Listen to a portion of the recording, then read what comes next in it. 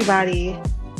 Welcome to the Withered Flowers podcast, where we talk about all kinds of topics and nerd out on the coolest webtoons and manga.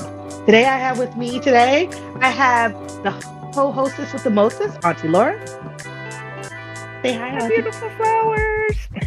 Hey, and I am Digital Girl, and I am icy cold in today's topic. How are you feeling? I'm good. Just looking at the temperature in my area, and it's like 28.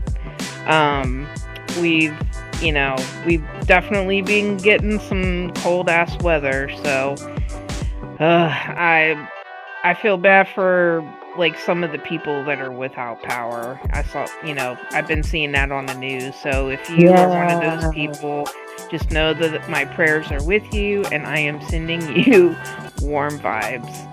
So I hope you feel it. Yes.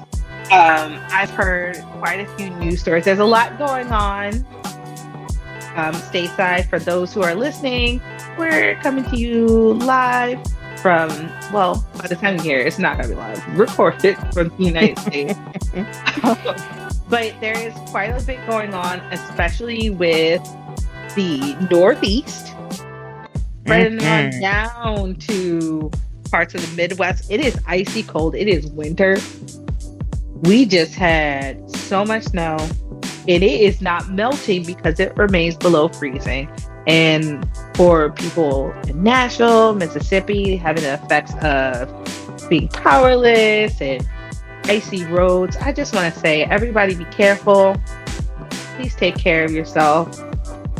You're in my prayers, and I hope that this situation gets rectified quickly and that spring comes quickly as well, because winter is taking our behinds from sea to shining sea. To Oh be my honest. God, yes. Like, I actually got a text from my parents who are down in Florida, and they said over this past weekend it got down to the 30s. And from Mm. Florida, that is really cold because I will say that usually Florida winter is like 50s, 60s. And so for it to be down to 30, well, that's super cold down there. Plus, you got the humidity on top of that. So, the cold gets to you even more because it's like a damp cold. So, Oh, I saw that in the news, and I thought that was crazy that Florida was just like closer to the equator than where I am. Like, it's that cold. We are in unprecedented times right now. Who knows what else we'll have? Um, I'm not sure that our country could withstand another onslaught of blizzard behavior, but where you can, if you can, please, everyone who, if you're listening stateside, please stay warm, please stay safe, please stay vigilant, um, and know that my thoughts are really actually with you. Yeah. really. Yeah. But for like happier topics, though, I think we are going to get into chapter 4 today. So, are you ready for this? I was born ready to talk about chapter 4 and beyond, but we'll start with chapter 4, of course. Well, why don't you get us kicked off, my friend? So let's All see how this starts. righty. We're gonna Let's tuck in. I got tea and I got web comics, and I am locked and ready. So let's do this. All right. So let's do this indeed. So we are going to do a full read through of chapter 4 and for of Tears on a Withered Flower. And for our listeners out there, if you haven't done so already, please feel free to lock into episodes 1 through 3 that we have with full reread of the chapters. And we're going to start off with panel 1 of chapter 4. Now, when we left off, Heiha and his assorted band of merry men and women walked into the Korean barbecue spot. And hey, our girl Heisu saw them and was shocked because there's the rose guy. Now, when she's like looking and saying, she's addressing the crowd, he says, "Table for how many?" And she's wiping her hands because she had just finished like servicing a table, bussing a table. And she looks and she realizes that the flower guy is here with in the second panel is there's a guy behind him. He's standing front and center, looking fashionable as he always does. And there's a woman in a puffer coat right beside him. And it's like a record scratch for Jesus because she's not expecting to see him at the Korean barbecue spot. You see Mm-mm. that? I can imagine that that's like super shocking, especially since she just kind of now, knows of his existence. you know. Yeah, because I mean, knows existence, acknowledged his existence. He just not necessarily done something questionable in the last chapter. I mean, he gave her a sandwich and she was already befuddled and puzzled about the whole sandwich situation. And then he's showing up her evening job with people. So Mhm. it's pretty innocent, right? So he has a record scratch moment. And then the next panel that we see is one of my favorites. It's we've discussed this in previous episodes where it's basically negative space. There is Heisu facing Heiha, and they're illuminated from behind. So it's just them in this negative white space and them looking at each other, making eye contact. And Heisu looks so flustered because she's not expecting him to be there.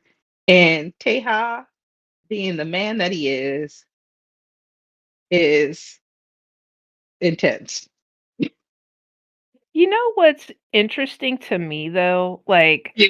I feel like this is like, you know how like when you watch K-dramas and like at the end of the episode there's always like the freeze frame with the little sparkles like in the corners or something. I Yes. feel like that's what this is, and it didn't dawn on me like I kind of I meant to say something like in episode 3, but it kind of escaped me. But when I saw it again, I was like, "Oh yeah, that's like freeze frame." Especially like Mhm. when the two like leads, the romantic leads, like lock eyes for the first time or something significant happens between them and the episode ends and there's always like this freeze frame and cue the romantic soft music. So I feel like this is very, very classic like K-drama, but you know what? I'm not mad at it, All- because I mean, all- I swear, all that's missing, Auntie, is like the endorsement for Pride. yes. Oh my God, yes. Like, oh, TV, whatever. Yeah, I get you. Telling you Tampons. like like what like TV station it is or, Yes. whatever. Brought to you by. You know what I like about this is the only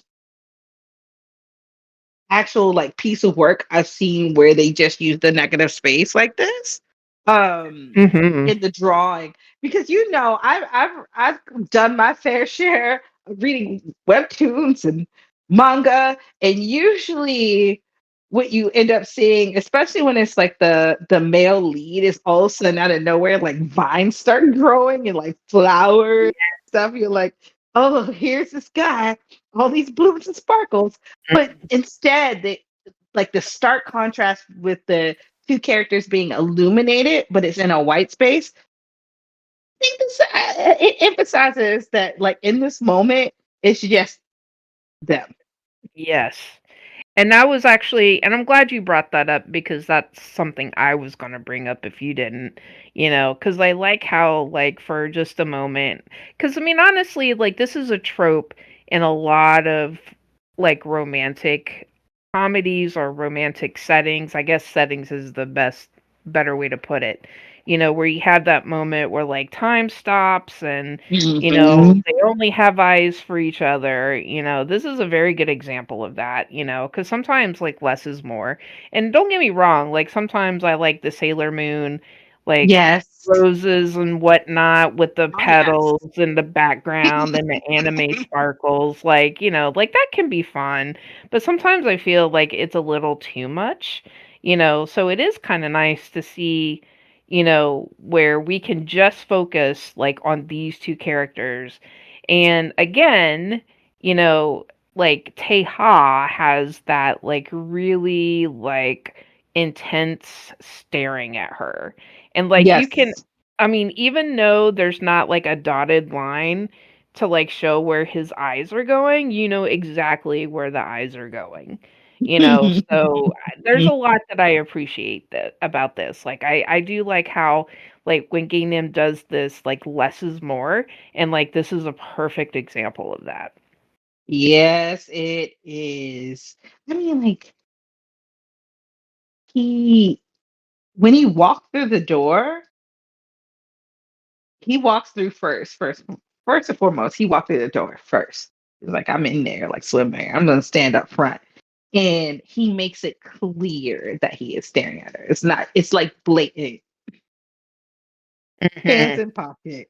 And you're right. If anything, if those eyes could shoot arrows, honey, Jesus would be skewered. And it's kind of funny Yes. because she like after she just really has that record scratch moment. She's like the rose guy, and then eye contact breaks, and it goes back to the Korean barbecue background, and um, Jesus is off scene, and Teha looks down because the merry band of men that I like to say are speaking to him, and there's a girl who has like a ponytail. She looks a little super cute and tiny, and she's just like, "Yay, thanks, Teha," and his homeboy who called people to come with them to the Korean barbecue is also in scene, and he's saying, thanks for treating us.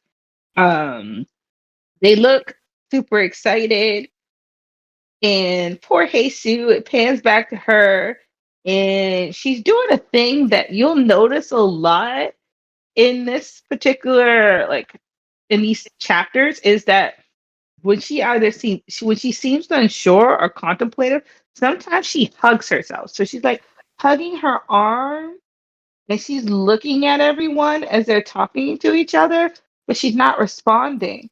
And I think she's kind of speechless at this point. She's like huddled in on herself, but she's still like looking at the group that's coming. It's a group of four.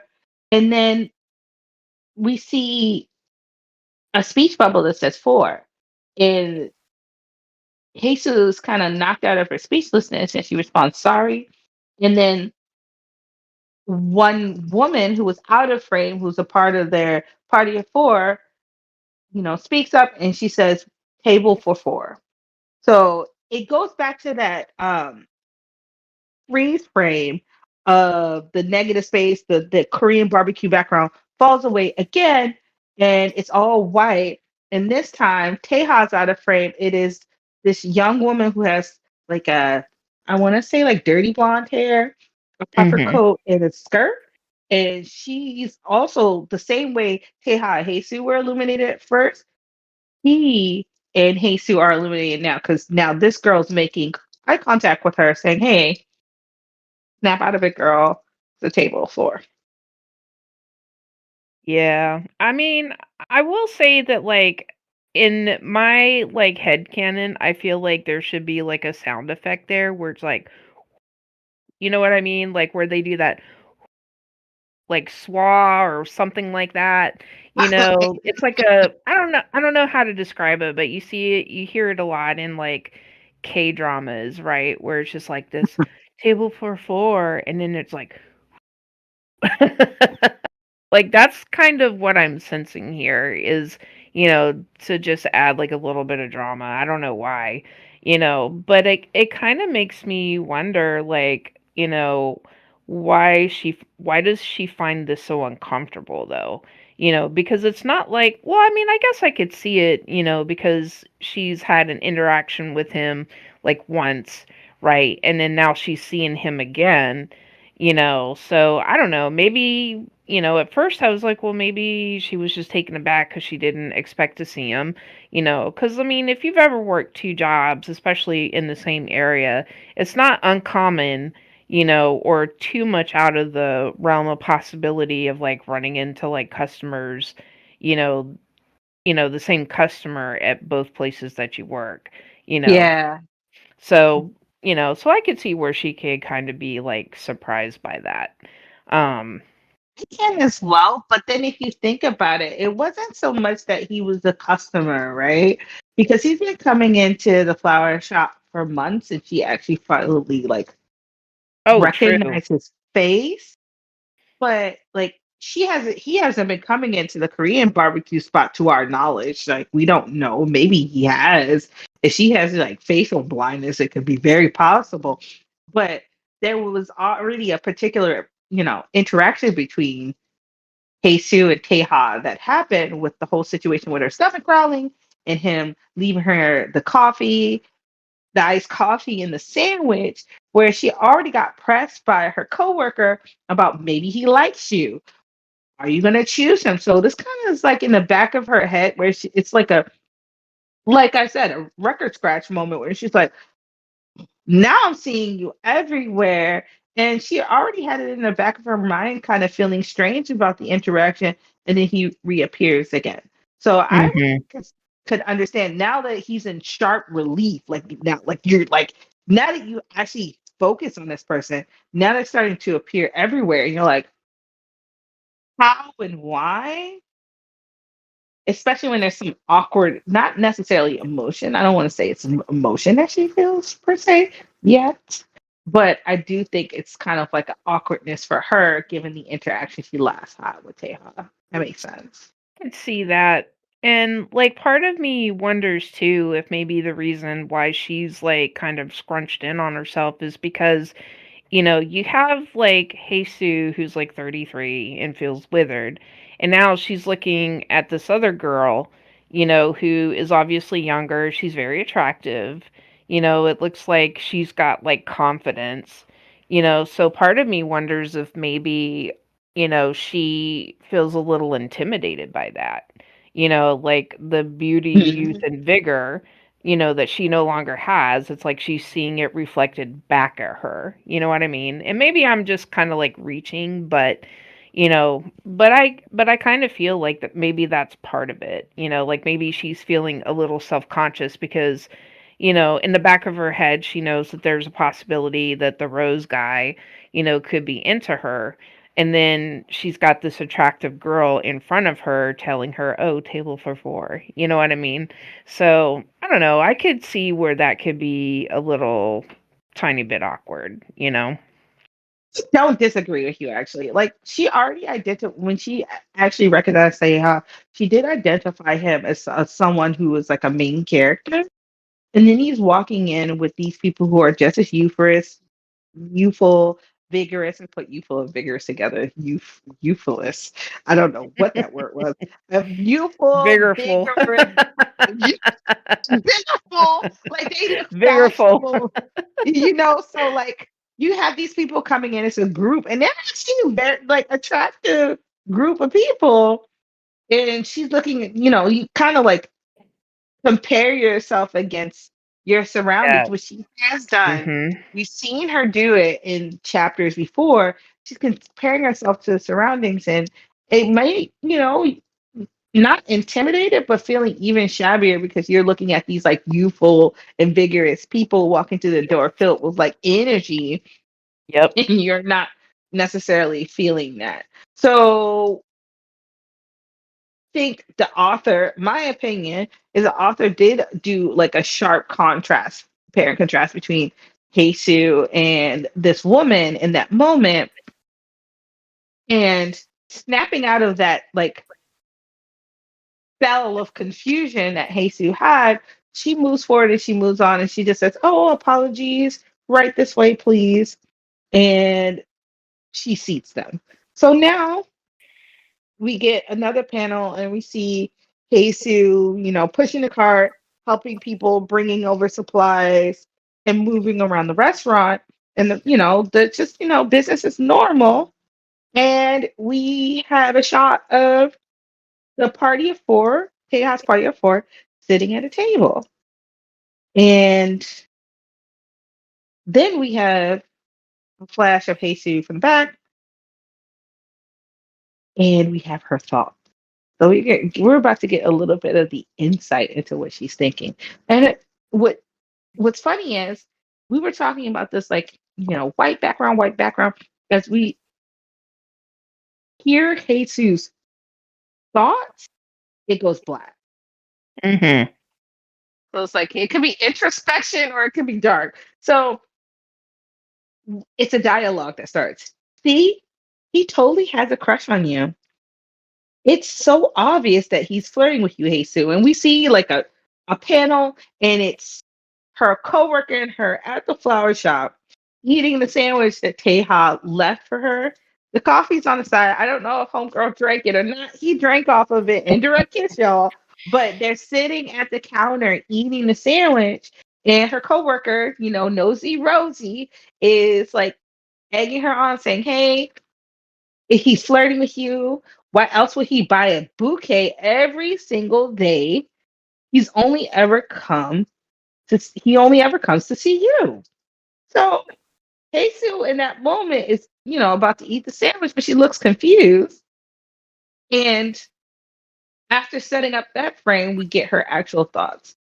I never thought he was interested, and I never wanted him to be. And then there's a panel of her looking at herself in a reflection, and she's wearing her outfit for her, like, uniform for, like, her apron for the flower shop, and she's holding the sandwich and the coffee, and she's looking at herself in the reflection, and she's wearing a pain patch on her neck, and she's wearing her usual, like, mock turtleneck that's, like a tannish color. And yet he's thinking, I couldn't so much as glance his way. And we see her cleaning one of the grills at another table, and she's looking down. She looks really kind of like, it looks sad. And He does, it and looks I mean, I very wanted to go back real quick, if I may, like sad. with the panel where she's looking at herself in a mirror. And Yeah. what's really interesting to me is how washed out she looks in this mirror, and I know Yes. we talk about color theory a lot. So my beautiful flowers, I appreciate you tolerating tolerating our beautiful talk, or I'm sorry, I we appreciate you letting us talk about the color theory. But like in this panel, she looks super washed out, and like part of me, kind of wants to know if maybe the reason why, her colors are so faded in the mirror is because that is a reflection of how she sees herself, you know. Yeah. So, and again, it makes me really, really, really, really sad.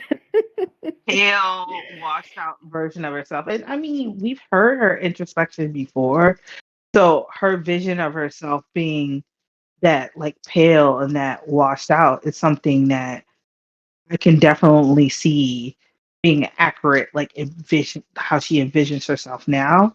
And as we pan back to her in the Korean barbecue spot, she looks very sad, almost she's embarrassed, right? She's rather Yeah. embarrassed because she says it. She's like, from the sheer embarrassment of having let myself indulge in the meaningless chatter of a young girl.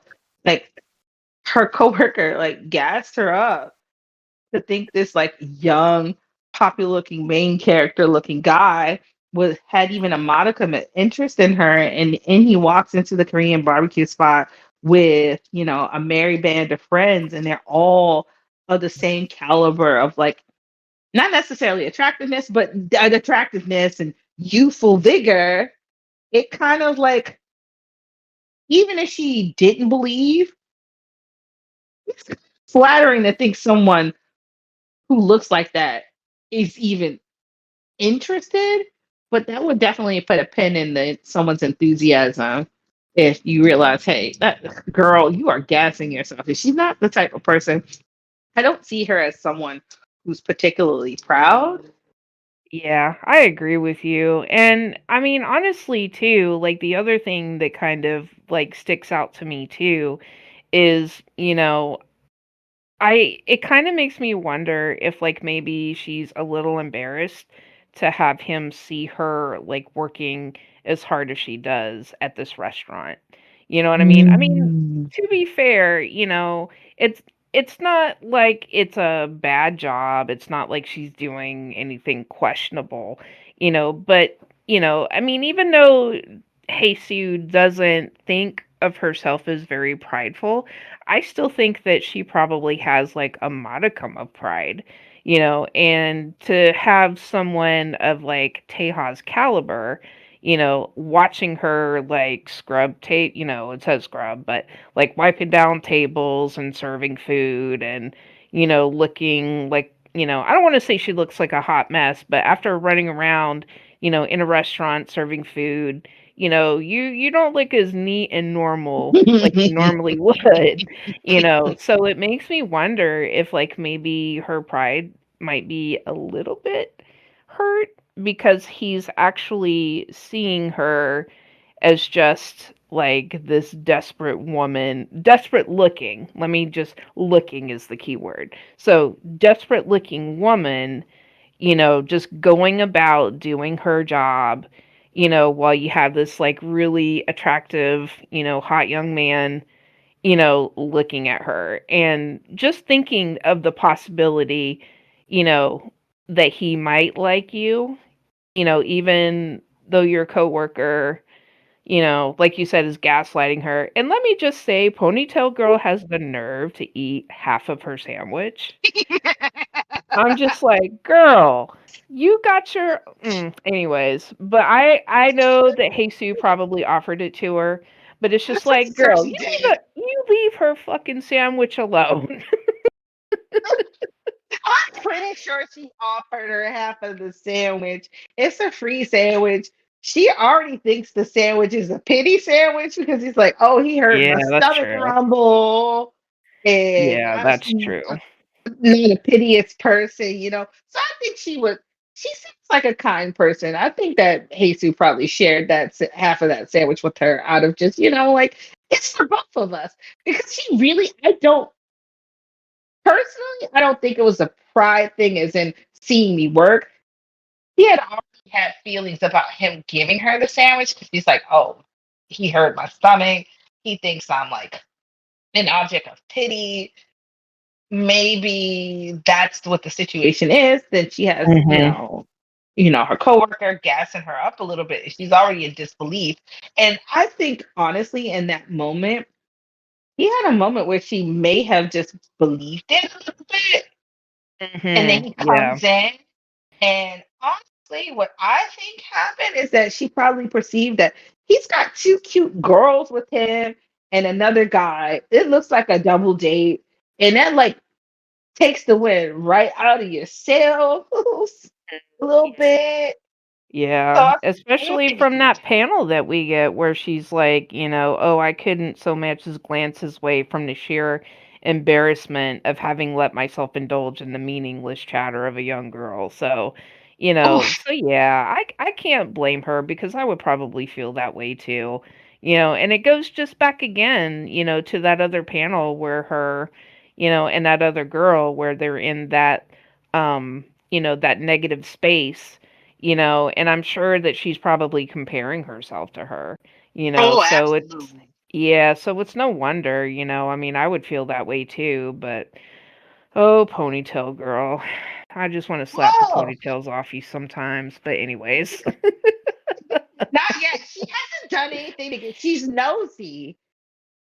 And I'm gonna put that, I'm gonna put a pin in that. We're gonna visit this conversation later. But she really hasn't done anything yet to be suspect. She just is hella nosy. You know what I mean? Like Yeah, she really she, is, man. she sticks her nose in everyone's business, and she doesn't know how to keep boundaries. But for now, I personally think she doesn't mean any harm. It's just, youthful enthusiasm for now. Yeah, we'll go with that. I mean, I also kind of feel like, and I'll say this just because I feel like in this specific way, I can like identify with Ponytail Girl. Like, I think she's kind of living vicariously through Jesus because obviously Jesus is a lot more attractive than what she is. Ooh, And when you're kind of plain, because I'll admit, like, I'm a plain Jane. I'm not like, you know, goat lady ugly, but I'm not like goat lady ugly. beautiful either. Like I'm pretty average. Like I have a face for podcasts.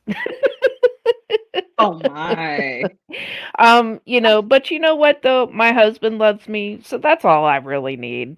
But in this way I can kind of identify with what, Ponytail Girl's probably feeling because when you do have friends that are like way more attractive to you and, like all the guys flock to them, it does kind of make you feel some type of way. So you can't, I mean, no, not that I was ever nosy with my friends. Um, but I can understand why, she's like, "Ooh, so what did he say?" Like I can understand why she's kind of like that, if that makes sense.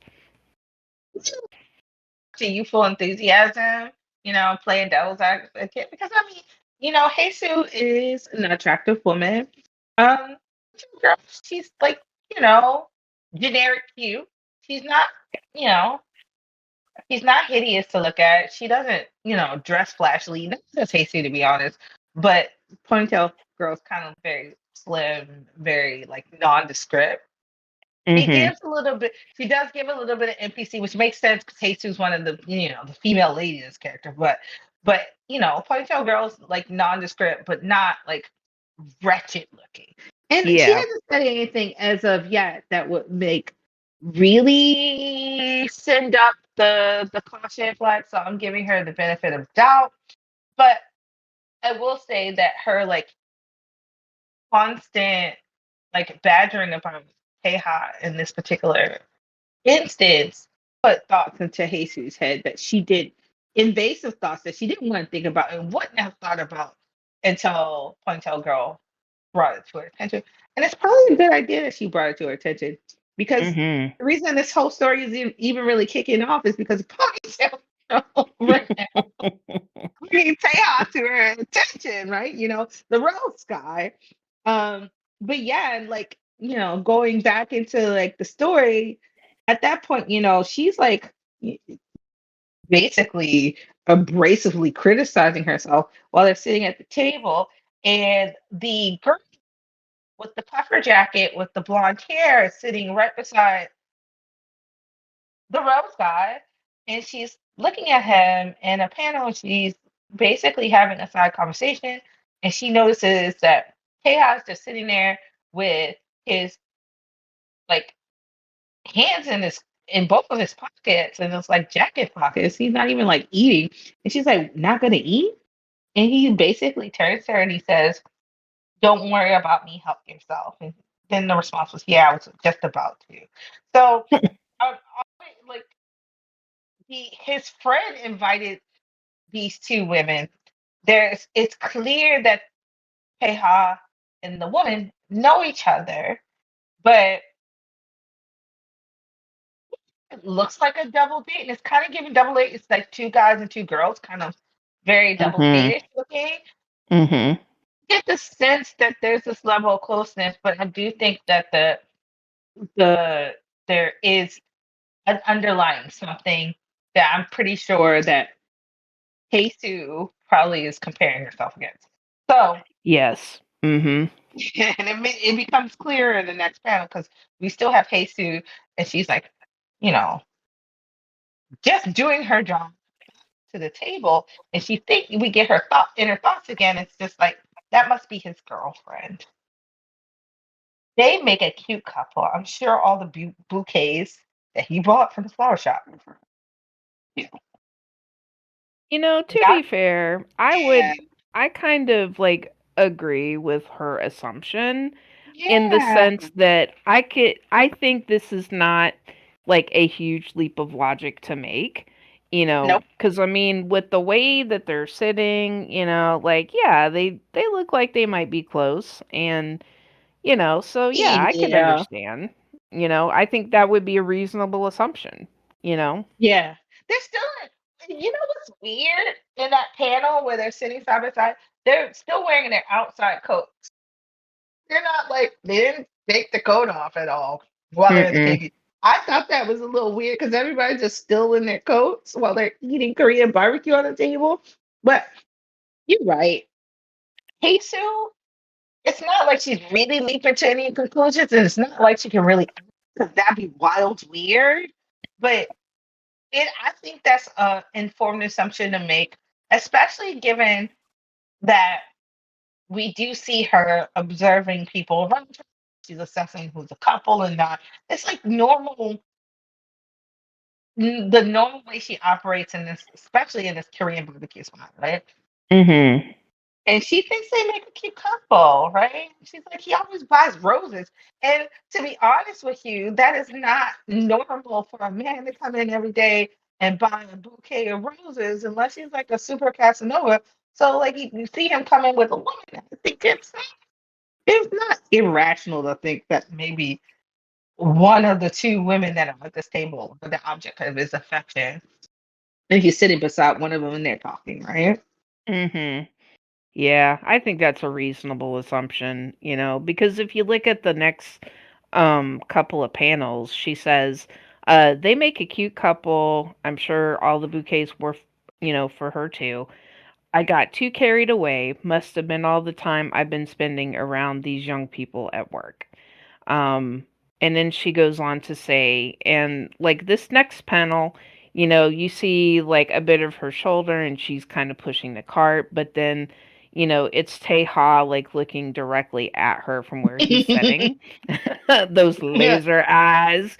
And Mhm. he says, I really need to snap out of it. So we can kind of like, get the hint that like she's thinking, I'm just kind of being foolish.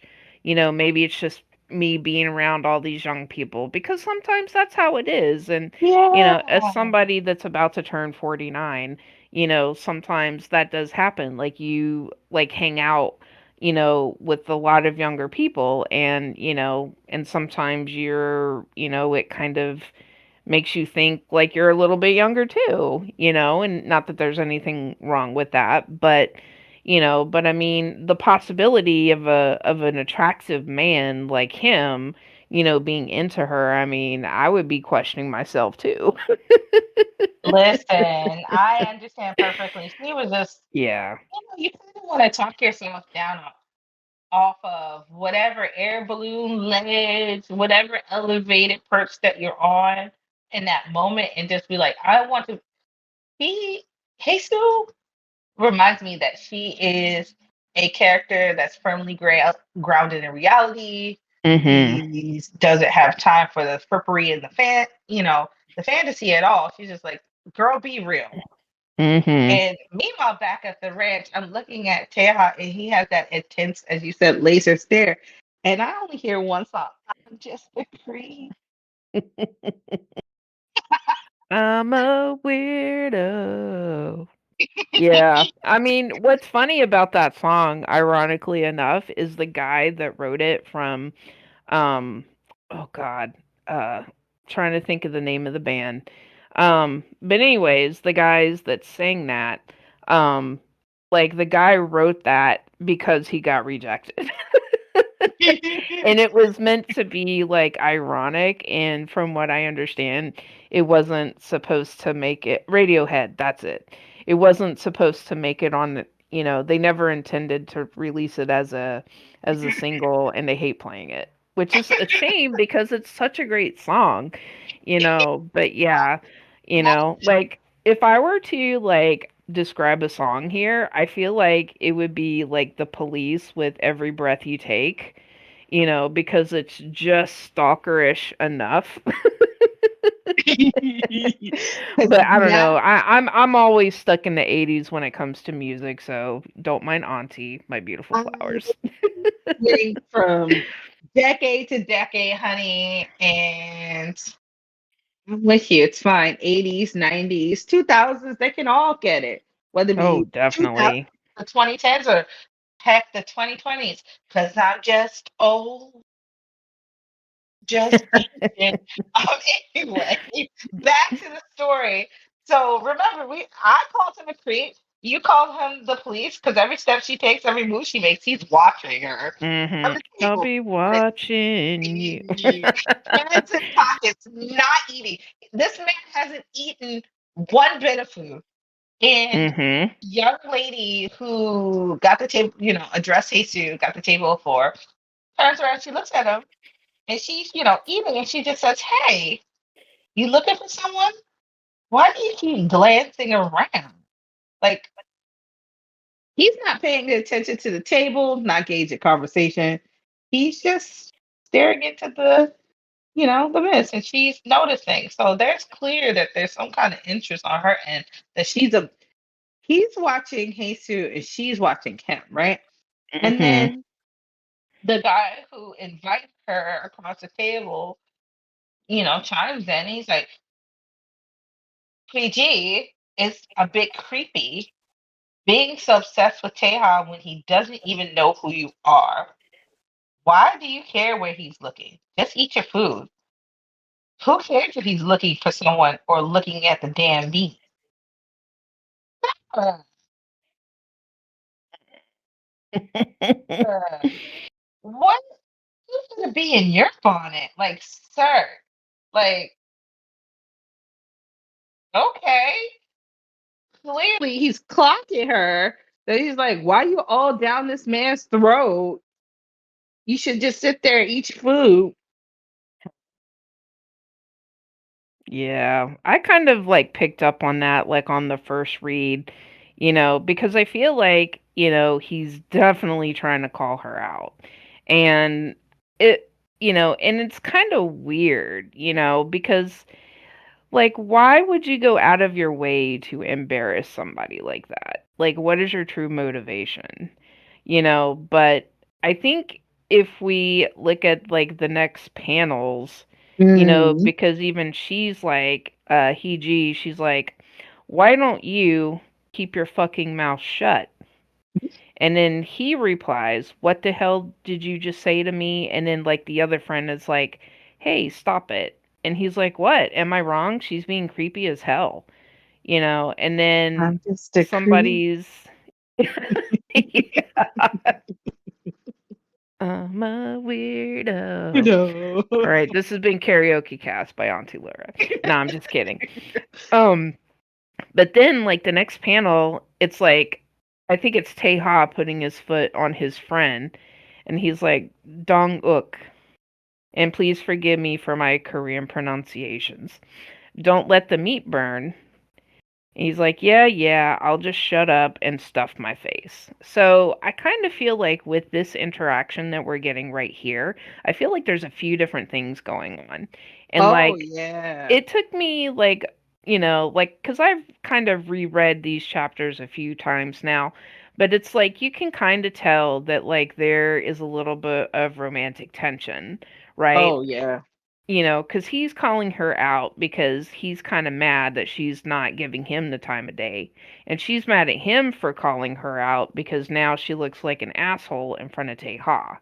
And Thirsty. It makes her meanwhile, look thirsty, girl. yeah, and then her friend is just like, just stop, and he's like, what? She's being creepy, and it's like, you know, the best way to get on a good side of a woman is not to point out like she's being a stalker. I'm just saying. No, you can't go negging someone you're interested in. And let's say I sympathize with Donna, okay? Because Yeah, I like that the way that he addressed her was absolutely rude, right? it really was. I mean, that is Very truly rude. embarrassing. Yeah, but she doesn't look embarrassed. So She doesn't look embarrassed. She can like this girl, Ouija, basically told him to shut his fucking face, which is cool because she's like, I'm not gonna let you tell me what to do. Mhm. Um, but like, I do think it's ironic that he was the one who invited her to come, Yep. and her eyes have been solely on Heiha in this moment, which you could tell that attention that she's paying is irritating Donna, right? Mhm. Yes. And Teja is just like still he's like the Saints because he's expressionless, but he did, give Donna the little Nudge. tap, be like, buddy, like chill out. Like, but he doesn't refute. I do want to say he does not refute anything that Donna said. No, he doesn't. He definitely doesn't. He So it just makes. Sorry, go ahead. no, no, no. What were you saying? No, I was just gonna say real quick. It makes me wonder if, like, he's obviously aware of like her behavior, meaning Teha and Hiji. It's obvious he's aware of like her behaviors, but I think one, he's just trying to keep from more embarrassing and cringy shit happening.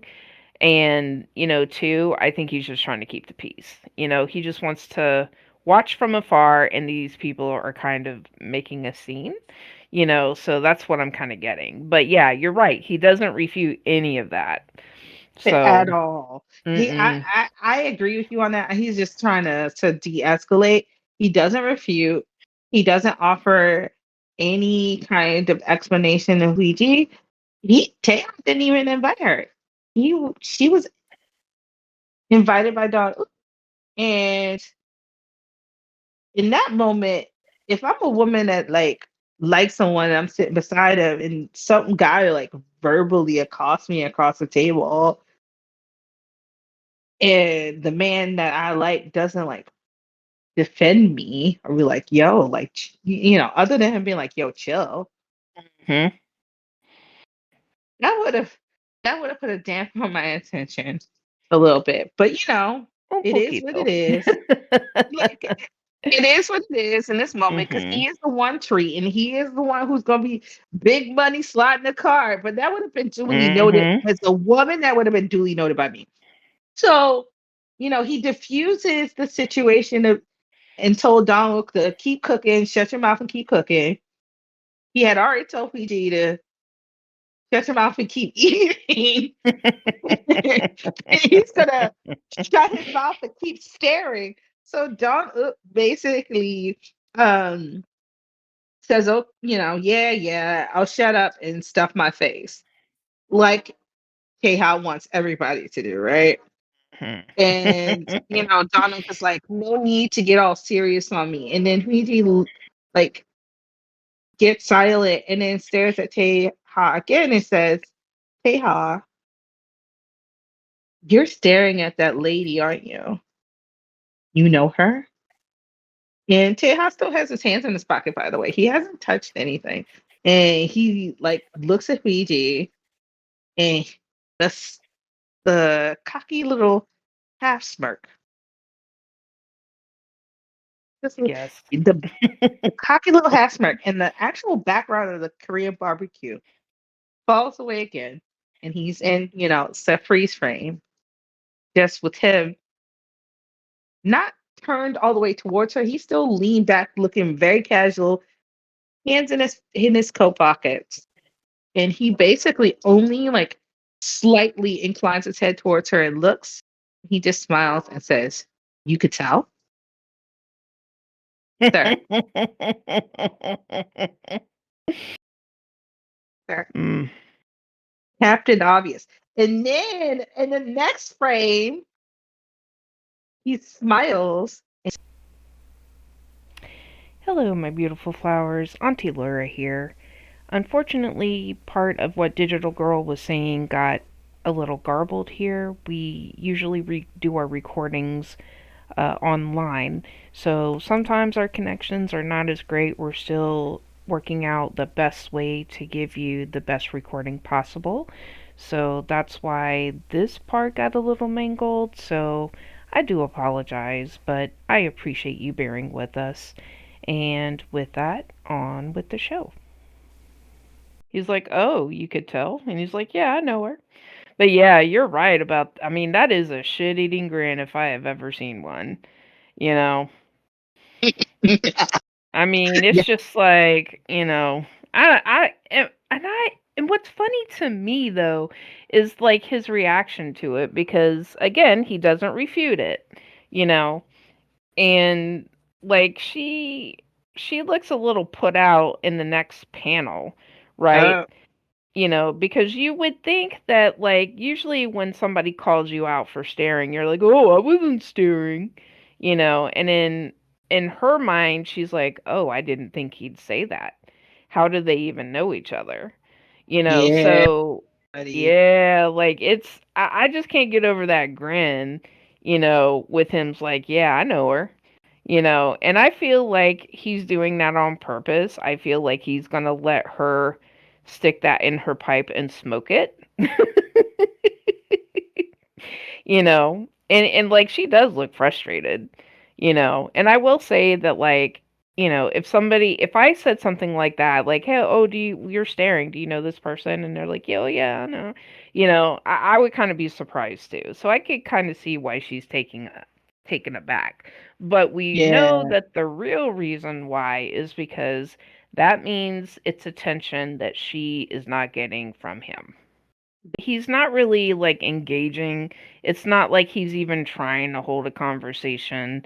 He's just kind of sitting back. He's got his hands in his coat pockets and he's just sitting there. So yeah, he's definitely not like engaged at all. Especially for the dude that's like footing a bill. So I He's wonder engaged. why. He's not engaged at all. He's. I really want to pay attention to and put a pen social and between BG and Teha because we have our girl Sue in the room thinking that they're dating. Okay, Mhm. he thinks they're dating. So body language that I'm seeing does not give date, but we are a lady who's misunderstood the situation and she's basically telling herself off about him even being interested in her. He's staring in front of her. So, that scene, right? This beautiful cover. Oh, yeah. That is a very good cover. Because what's really interesting about this cover is we know what he's doing with all those roses that he buys. He's nothing, nothing. They are just scattered around. Like Bunch you of think, bouquets scattered yeah. around the room, bouquet after bouquet. And this picture, like it's like the living room somewhere. Um, it looks very classy with a big old sectional couch. The sectional couch Hmm. is covered in roses, but also all little cases just scattered around this expensive living room. Yeah, it's kind of like if, like, Tuxedo Mask, like, splooged, like, rose petals all Oh, over the tuxedo mask place. polluting.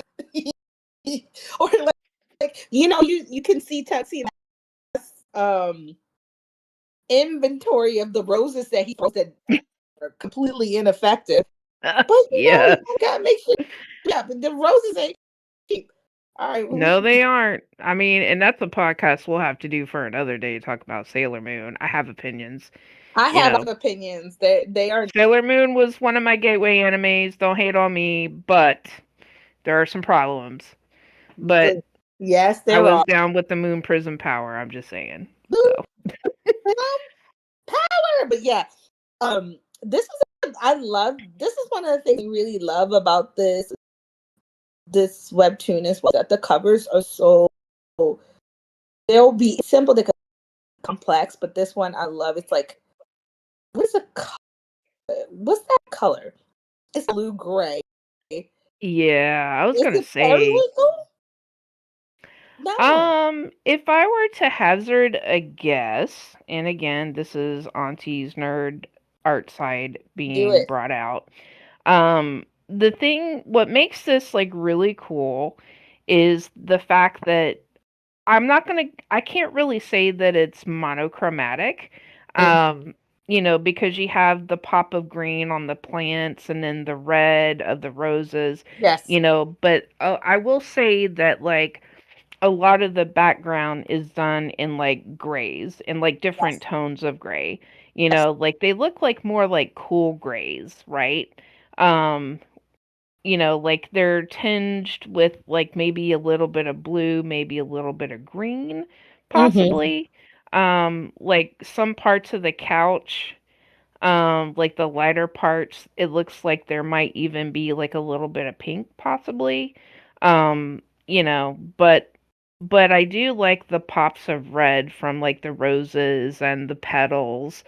And then you have like the color of the logo, so it's very like, I mean, visually it looks very nice, because of the way that it's, like the usage of positive and negative space, there's a lot of like design going on here. And I like how, like, because you get like some kind of chandelier or something because we're looking from the top down. And the way that it's framed, it's almost like the couch is like the frame. And it's like, you know, pulling your eye like down towards the logo, Yes. so it's, I don't know, there's so, and then even just like the shapes, like if you really really look at it, like this is made up of a lot of basic shapes. Like you have like the little like footstool, which is a circle. You have up more circles, which is like like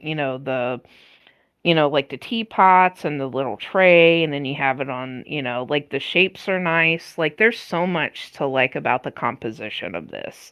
Um, Absolutely. and I'm sorry, I could go on and on and on, because art nerd, but there's a lot to like about this. It's a very like, tightly done, but this usage of the space is really nice, and you do get a sense of like luxury. A sense of luxury, a sense of depth, Mhm. of, of like perspective, seeing it from overhead. And we see all these roses from the flower shop. We see all these bouquet of roses. So it is clear this is a space that Na Hae frequents, which also not only gives a hint of luxury, but gives us a clue that this man is, I mean, we knew this, but this man isn't poor, okay? He's not poor. Mm-mm. Any way, shape, this living room looks bigger than Jesus' place. So Hands down. hands down, it is clear her initial assessment of him being a character type guy is from just this alone, this little snapshot is giving us a clue that this man has a level that we don't even know the half of. I mean, I had that sense from chapter 3. He's always well dressed, right? He was very black black Mhm. pants and a nice like jean jacket that was black wash, denim jean jacket. But you don't necessarily like, oh, this man name brands. We don't know, but I do know that he did have a gopher go and buy him a sandwich and coffee to hand off to Jesus. So men Mhm. have money like to have a personal assistant errands for them. That already was a an indicator. This cover that shows up is an indicator as well, which I'm pretty sure we're going to explore more. But right on the cover of this living room covered in bouquets of roses, we go back to our lovely lead, Jesus, at home. So we don't get any further interactions, any see her interaction with his party, or home now. See her in stark the cover we see before. She's at home. She's actually hanging laundry on a drag. It looks like it's in the kitchen. And the colors go from that like in blacks and to just washed out colors of her semi basement. And we see her clothes. And I'm not sure if this scene is basically later on that night when she got home, or maybe it's another day. I am not really sure. But we see her sitting on the floor folding laundry, and then she's looking at a clothing item, and she notices that it is torn. And it kind of looks like the mock turtleneck that she always wears. It looks like there's like a tear arm, and she's thinking to herself, "Oh, the seam's ripped." She thinks again, "That's him. Only bought this a few years ago. I'll just sew it back." So she's looking at it, she's contemplating it. She usually has a very mild expression. There's contemplating the clothing item, and the scene pans out, and we can see that she's actually sitting on the floor, clothes, and the futon is rolled out. Her bed is rolled out, and we see Minchal in the bed on his phone, laughing at something on his phone.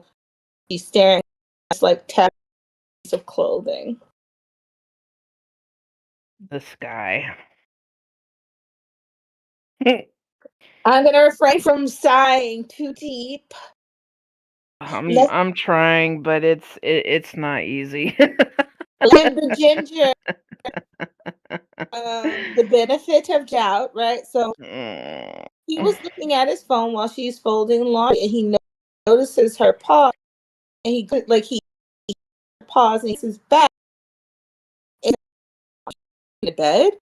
Not an irrational and she responds, "I'm sewing." And he asks, "Sewing what?"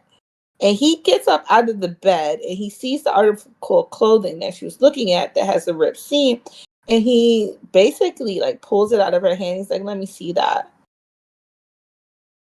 And then he responds. He's looking at the clothes and he's like, "Seriously? You're trying to guilt trip me or something? Just throw it out." So Jesus, was looking at this ripped article of clothing, seeing that the seam's ripped, and she's thinking to herself, "It's a shame I only bought it a few years ago." Now I get it. Like, for folks who don't have a lot of money, when you buy clothes for utility and to last, right? Inevitably, as you continue to wash clothes, there's wear and tear. But I wonder, and I don't wonder.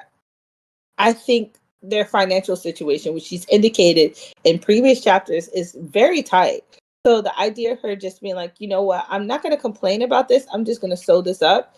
And then he notices, and instead of which is strange, instead of him being like, "You know what, you should buy another," or, "You know what, let me buy you another," he looks at her, and the first thing he's like is, "Oh, well, you're over here sewing. Are you trying to guilt trip me or something? Just throw the clothes away."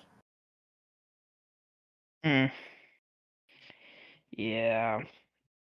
I mean, what's ironic here is the fact that, like, he gets on her because she doesn't wear makeup, as we've seen in previous chapters. She's not cute, and then, it wasn't not that long ago where he hit her up for $200 to buy some fucking cologne. Yes. And then now, knowing that they're broke and knowing that she took out an advance, okay, knowing that it's going to be a little bit before he gets paid. And he's telling her to throw it out. Yeah. And then trying to guilt her, saying, "Oh, you're trying to get me to buy you something, Oh my God. Mind you, with this new job, they had to dip into her earnings to get him shoes, get him a suit for work. Then, of course, the $200 for the cologne. Like, rather than thinking, hey, I know things are tight, but if you need something, you should go get it. It's more so just throw it out without consideration. Like, mind you, he didn't, as you said, he didn't mind telling her she needs to buy makeup. But when it comes to essentials like basic necessities like clothes, makeup's not an essential. Okay, Neither clothes is are. cologne. I'm just saying. I know neither is cologne. He could have got some cheaper brand or something smaller. You don't have to get a $200 cologne if it's outside of the realm of your like basic pay grade right now. But she gave him the money. She made concessions, and he's like, "Oh, well." The first thing he does is like respond in such a way that it's very defensive, which is really sad because she's not asking him to do anything, and she even responds back, "I can just sew it up and wear it again." Right? My beautiful flowers. It does. The conversation, as you can see, is not going to improve. It actually like downward spirals from here, because once she says that she's gonna sew it up and wear it again, we get our friend Menchal's response. So he says, "Hey Sue, just look at yourself. No man would like a woman as pitiful as you." And it just has Hey Sue in frame. You don't see a background. She's, her background is completely white. And she's sitting there in her thermals and her leggings that she usually wears. It's a neutral color. And her face, like she's looking at him talking. And it's such a like her expression is white clean, but at the same time, if you like kind of look at her eyes, it's kind of like heartbreaking a little bit. Yeah, that's the look of a woman who is kind of defeated and is just sitting there taking the the literal shit that he is throwing at her, and it makes me mad. Yeah. He doesn't even like, all he wanted to do was sew the clothes, right? And he's talking about her appearance. Like no man would like a woman as pitiful as you. And she in that frame, unfortunately, the way that he's talking to her, she does look so pitiful, because it's just like you spend long hours working. You come home and you have to do more housework, and even though you're like keeping the house clean and taking care of the chores that could be shared, you get berated simply because you're trying to maintain a piece of clothing or something that you own, because you guys are really struggling. Mhm. And Yeah. he goes on, he's like, "Oh, saggy thermals, stretched out underwear. Come on, that's just gross." Why? Like, why are we what? Ugh. I don't know, man, but I feel like we need to take a quick break before we like break down like this part of the chapter, because I You feel right. like every time that we talk about Minchal, I feel like we need a break. I get it. It's a lot of emotional labor to like talk about the situation, and I completely agree with you. We should take a break, and then we can come back with renewed energy and vigor like that party of four to break this down and break into his skull. And with that, we will be back in just a few moments. Yes.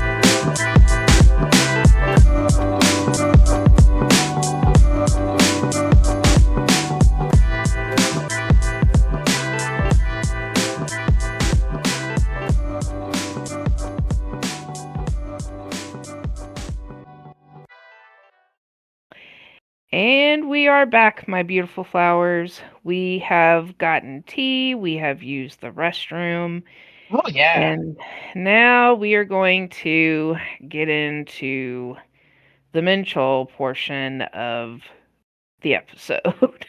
Yeah, because we do have to. We were on a giddy high of, our friend Teha showing up at yet another one of Jesus' jobs, and now we're back. We grounded in reality of her situation, and now we're seeing us, Jesus pulling the weight of that relationship and bearing the brunt of Mitchell's criticism about her attire.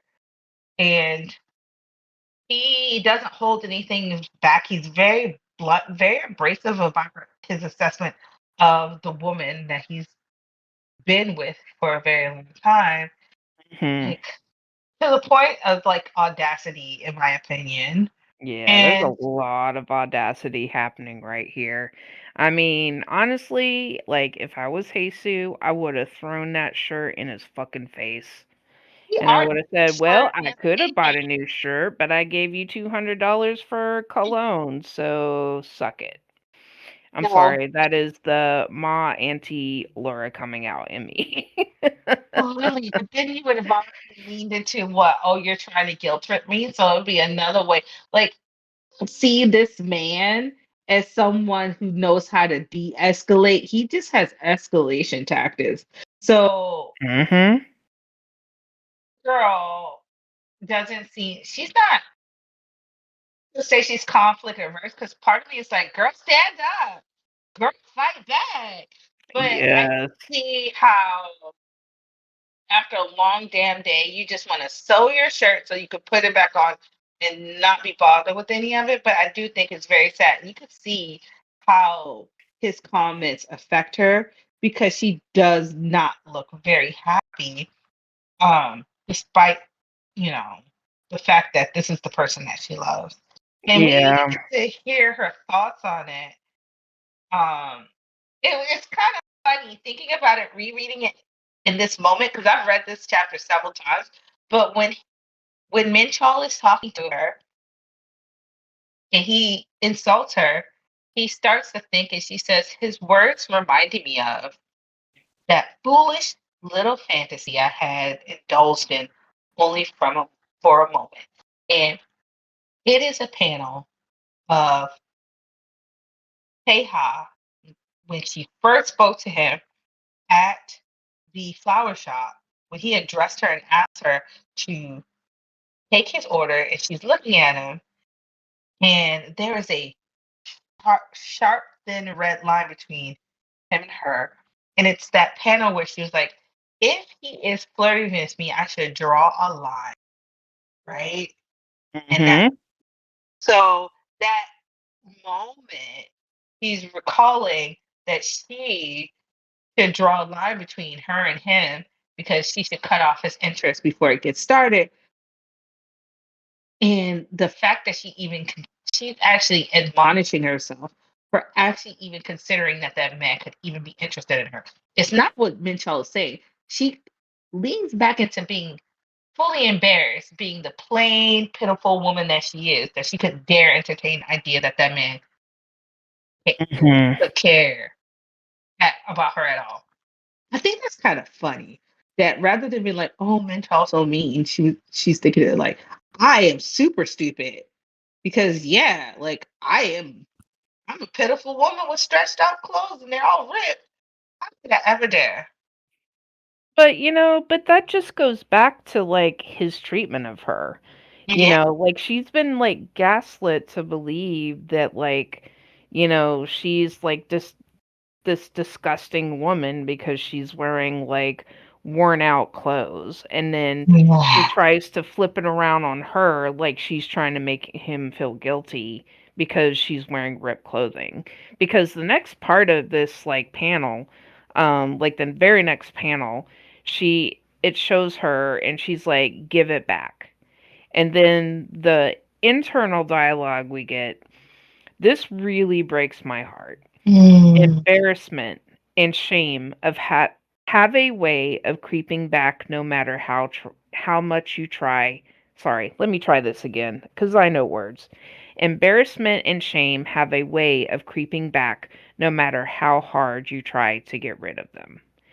And you know what? Like I kind of understand like how she feels because my beautiful flowers, I had I have a situation where my personal health history did not allow me to try for children.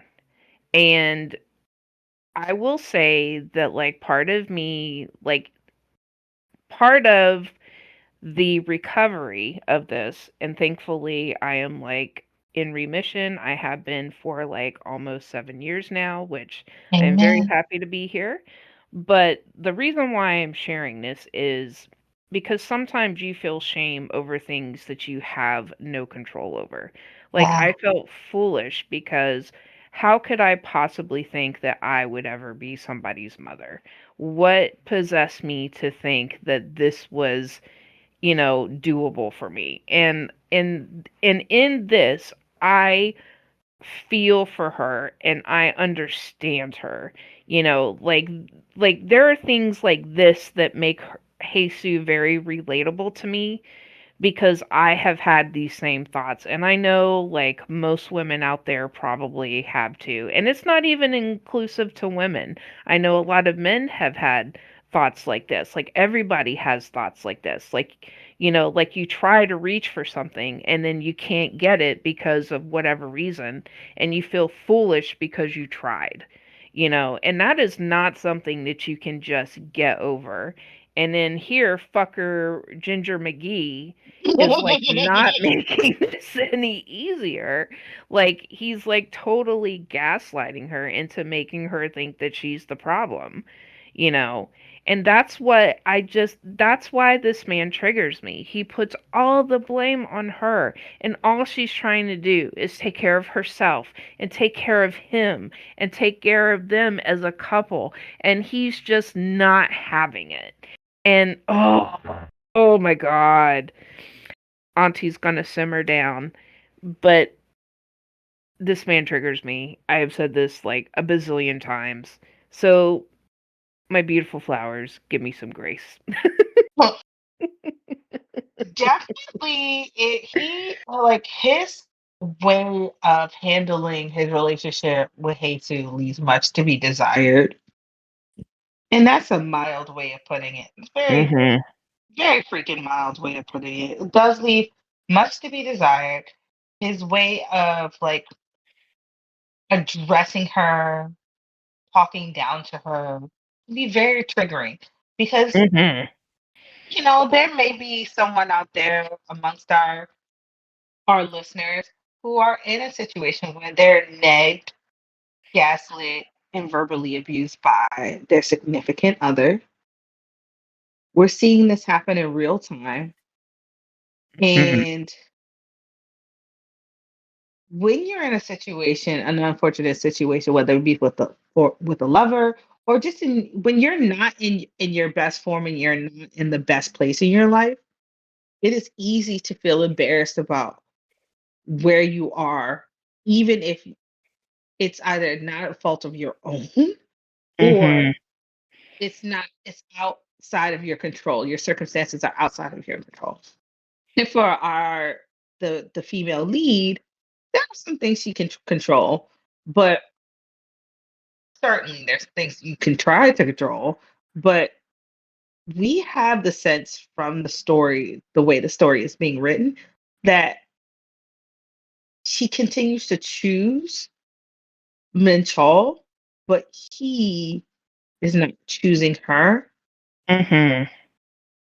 And she's trying to create that happy family, but it's not reciprocated. And Yeah, rather it than definitely isn't. pointing outward, she takes the information in and it festers inward. And I wish, and I'm glad he didn't know. I'm glad that Minchell wasn't aware that there was an external circumstance that she was getting upset over. Because, she's in that moment, rather than thinking about what Minchul's saying to her, truly, she's thought of Teja, which is actually kind of like poignant in a way. Yeah, it really is, because I kind of feel like that when, you know, Teha, or with the possibility of Teha showing interest in her, I feel like it kind of made her day. It probably made her feel desirable and attractive, because I will say that, like, as a married woman, I've been with my husband for 21 years now. I will say that sometimes in a relationship, especially if you're in a very long-term relationship, that sometimes the sparkle might go out a little bit. It doesn't mean that you don't love your significant other or your spouse. It just means that, the fiery, passionate, you can't keep your hands off each other, period, calms down over a while.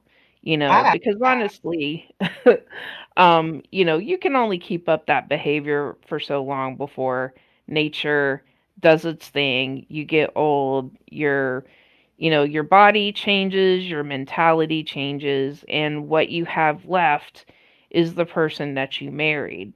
And whereas being physical is an important part, it's not the only part. And I always say that I've married my best friend, because I have. Like, we can sit and watch Star Trek and, do like Mystery Science Theater 3000 type commentary, and we'll do that for hours and be entertained. And then on the flip side of that, he will take me and try to be out somewhere and try to be romantic, So, love isn't always like fiery passion and, having a sore back the next day because you've been doing the deed like all night long. oh Like sometimes my. because Ooh, nature. but um, I get it. but but my point is that, like, you know, I don't like that he is throwing this all on her, like making her feel bad because of the situation that they're in, Yeah. And like even like the next panel, like he's like, "Oh, are you going to start sulking now?" And then in an attempt to try to be cute, he grabs her and he's like, "Listen, hey Sue." And he like plops her down on the futon. He's like, "You're as cute and romantic as a stick. But here I am still living with you. Who else would put up with that?" And like while he has her in her arms, she just kind of looks like down and disappointed. And I know this is probably, I know the Minchel shippers will be like, "Oh, he's just trying to be cute. This is his love language. Being an asshole is his love language, whatever." But like, it's really like kind of patronizing, because he's like, "Oh, you're as cute and romantic as a stick, but I'm still here with you. I'm the only one who can put up with you." Mm, Like, what kind of shit is that? it's Anyways. it's very toxic, man. It's very toxic, to be honest with you. Mm-mm. It's not the kind of dialogue that gets the panties sliding off, okay? I just want to make sure we're clear on that. Um, Yeah. If anything, it makes me want to put on a chastity belt so that fucking Ginger would never put his, you know. Anyways. yes. And I mean, like I I'll frame it this way. Heisu has been designed to be, well, she's, from what we know from the previous chapters, Heisu has spent her life going to work, coming home. She only saw her husband and her coworkers, right? Nowhere this man breaks through the haze of whatever it is that that focus, that razor focus on just work, home, husband. He, for a moment, like it's like a glimmer. Did she want to entertain it? No. She literally is like, I need to draw a line. But for one small moment in the back of her mind, she did feel flattered. And that Mhm.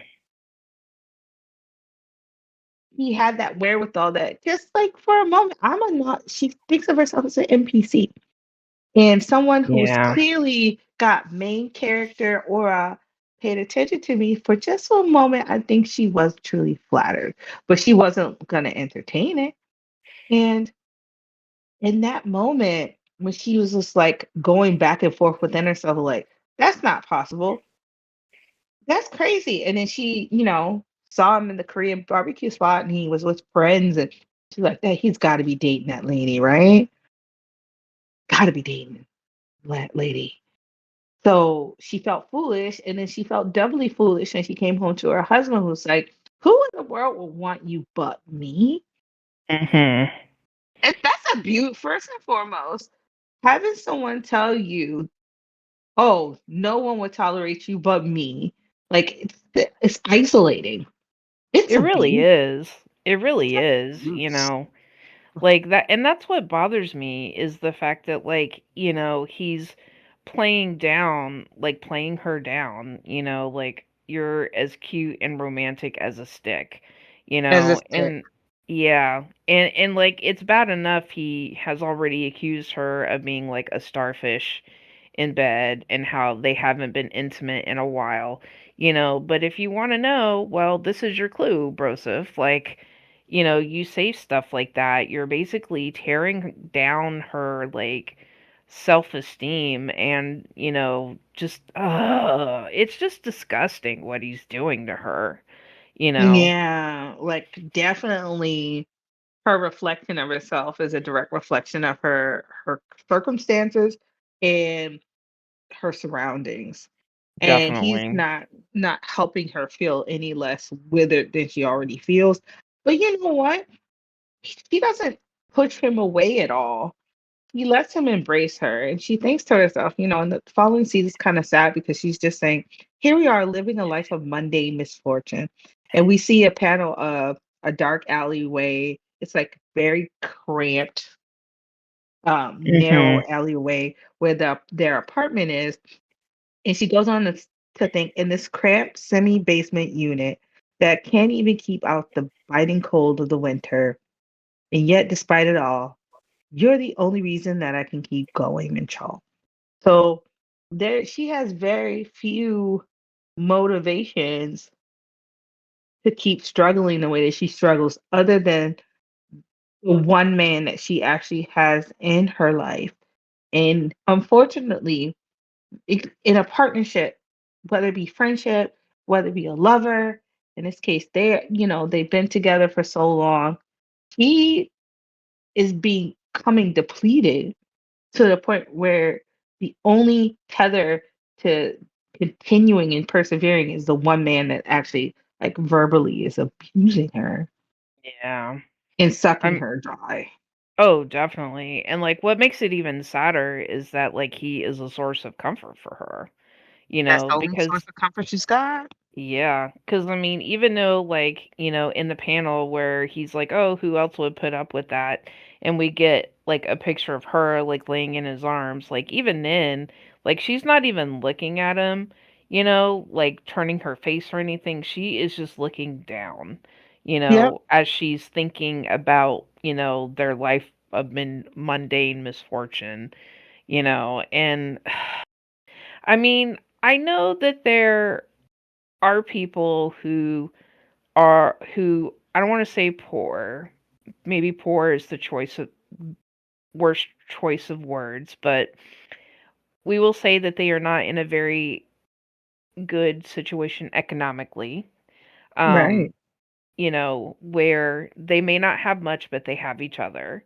And and sometimes those situations, as far as like being with a partner, like sometimes those situations may not seem as bad because you have a supportive spouse, but when you are in a situation where you are poor and you don't have a supportive spouse, that just, to me, in my humble opinion, not that I've ever really had experience with this, like, I mean, my husband has lost his job before, and I have had to take like two jobs and he do Uber until he could get something, so I may have an understanding, but I can't say that I truly know what somebody is going through, and I would not Right. want to take away from that, But when you have a spouse in this situation that is not supportive, I can only imagine like how soul crushing that has to be.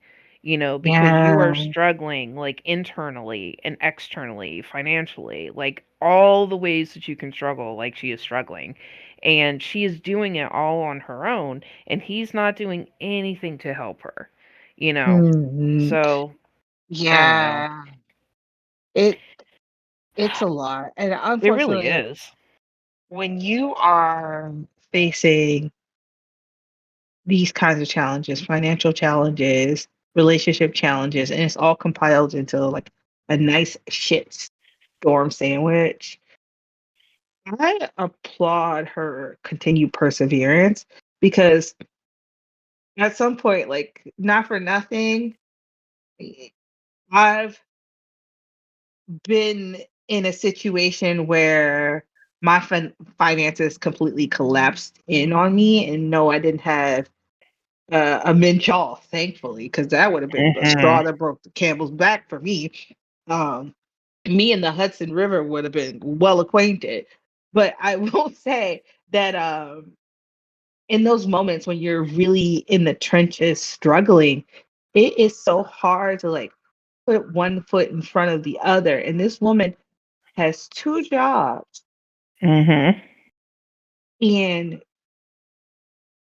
a s- not like a slacker for a partner, and she still continues to persevere. She still continues to like make sure that as much as she possibly can, she meets the obligations that she has to meet without complaint.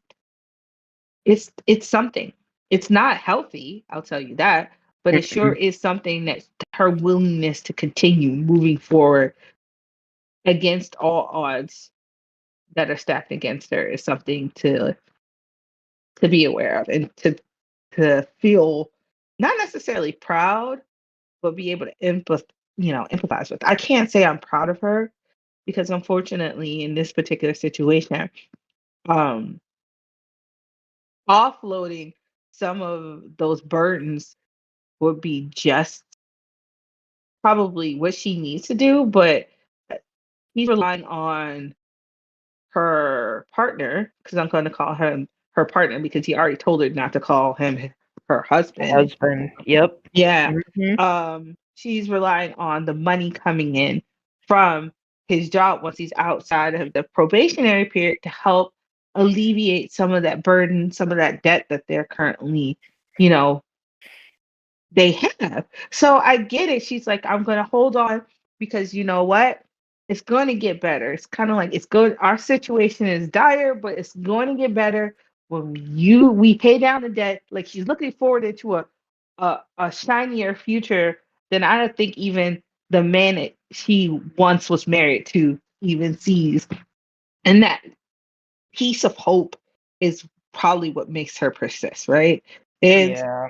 Because I think the alternative would just be to give up, and I just, and even if you give up, like there's certain amount of like things that you still need. Like you still need to eat, you still need someplace to Mhm. stay, so I mean, the thing is that there's always options, right? Like people say, "Oh, well, I guess I'm forced to do this." Well, nobody's forcing you to do anything. It's just you don't like the alternatives. Yeah. Like in this instance, like she could choose not to work, but if she chose not to work, she wouldn't have a place to live, she wouldn't have food, they would essentially be homeless and starving, but she I think what it is for her is that this is the only type of life that she knows. I feel like giving up, has never been in her vocabulary because, like you said, if she did, then it would just be like nothing but despair. You know, I, Nothing. I, I think she knows that, like, we can tell by the chapter, with chapter one, we can tell that, like, by that dream she had, we know there's trouble with the relationship, Yep. and we know that Minchol has mentally checked out. And like in some ways I think she kind of knows, you know, I think that dream was her way of her brain telling her that this relationship, is about to end, right? And I Mm. think she is kind of in denial about it. Like I think she kind of knows, but she just hasn't been confronted with how she really feels, and I feel like that's what her dream is telling her. Like he's not truly with her, you know. And I feel Yeah. like that is what Yeah. that is representational of. You know what I mean? I agree with you on that. Definitely, she's receiving the signals and the signs that this relationship is going to reach its end. That the chapter one hit like bricks Oh because yeah, dude. she had that nightmare about walking, Mhm. like literally, she's at work napping on the lunchtime. She has a nightmare about walking in on her significant other cheating, and it's like he, despite that, she doesn't accuse him of anything, but it's her inner self, her like intuition telling her that her relationship literally is in danger. Like you don't dream Mhm. about your partner cheating because you're just super paranoid. There's clear detachment in their relationship. There's a lack of intimacy in their relationship. There are Mhm. critical and clear problems in their relationship that are going either unaddressed or maybe have been addressed in the past, but no longer, maybe she doesn't have the strength to continue to have these conversations. But for whatever the case may be, she's in a circumstance right now where part of her knows that their relationship is irrevocably broken or will be broken in the near future, which is pretty freaking sad, you know. Um, Yeah. so like going back into the story, we pan to the next day, and Jesus is in the kitchen. You know, it's early morning. She gets up at like 6 a.m. to cook Minchal breakfast, and the radio's playing, and it says expecting rain in the afternoon, likely to continue through the night. And we see her in side profile, like actually chopping something in the kitchen, and then the panel pans to her in her coat, and she's looking in a cabinet by the door, and she's looking in a cabinet and saying, if it's going to rain all night, I'll have to grab an umbrella. So she's looking for an umbrella, and she looks in, and there are two umbrellas. And she thinks, I can't remember which one actually works. So she opens one umbrella. She knows that it's this one works fine. So she like closes the umbrella and she grabs the second one. And this one is not quite that good. And this one it opens up. It still works. It's on its last legs. It is probably a key point indicator of her relationship that we just talked about. It's kind of raggedy. It's part part of the umbrella is kind of like falling apart. But she looks at it and she's like, well, it's not completely broken yet. Try to get a few more uses out of it. And she looks at it like she has a rueful little smile on her face. She's like, oh, well, you know what? It's still usable. So she Mhm. takes the umbrella, and he took the working umbrella out of the cabinet, lays it on his side in front of the door so that Minchal can take the better one. And she leaves the house. So literally, regardless of their lack of intimacy, regardless of the damaged relationship, he always considers him and the actions that she decides to take, the course of action she takes. Oh, So definitely. Yeah, like he is always in her mind, you know? always in their mind, always a point of consideration of, if I do X, how will this impact him? If I, Mhm. mind you, she gets up early in the morning to make him breakfast, even though she won't have time to eat the breakfast, she still makes sure that he has breakfast. And knowing that it's going to rain, she checked to see how many umbrellas there were. If either one of them were good, I guarantee you, if there was one umbrella in that cabinet, she wouldn't have took it. She would have went to work Yep. without an umbrella. But she took the Oh, broken one. totally. Yeah. Ah, girl, you are a kind soul, despite the fact that the level of consideration you give is not reciprocated. Yeah, I hate that for her because, like I know that like he would not take that consideration.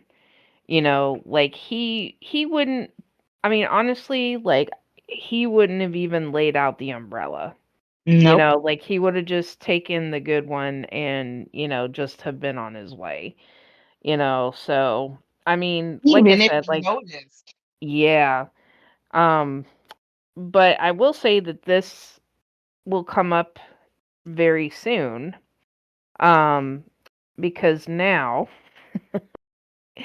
we get after she leaves and she leaves the umbrella out, um we see Ari, who we met from the last chapter. Mhm. And it looks like she's like getting up and somebody says, "Going somewhere, Ari?" And she's like, "Yes, I'm going to make coffee for everyone." So she walks into the break room and she sees Minchel there. I was trying not to call him a bad name and I caught myself. I see you. I hear you. Yeah. So she comes in, she's kind of watching him. She's like looking for something, and then she's like, "Oh, we're already out of instant coffee. I think Um, I left the new box somewhere ooh. around here." Rustle, rummage. Oh. And then she grabs Minchel's arm, and he's kind of looking at her surprised, and he's like, "What's wrong?" There's a bug." "Oh, I see. Are you scared of bugs?" "Yeah, I'm terrified of them. I just freeze up."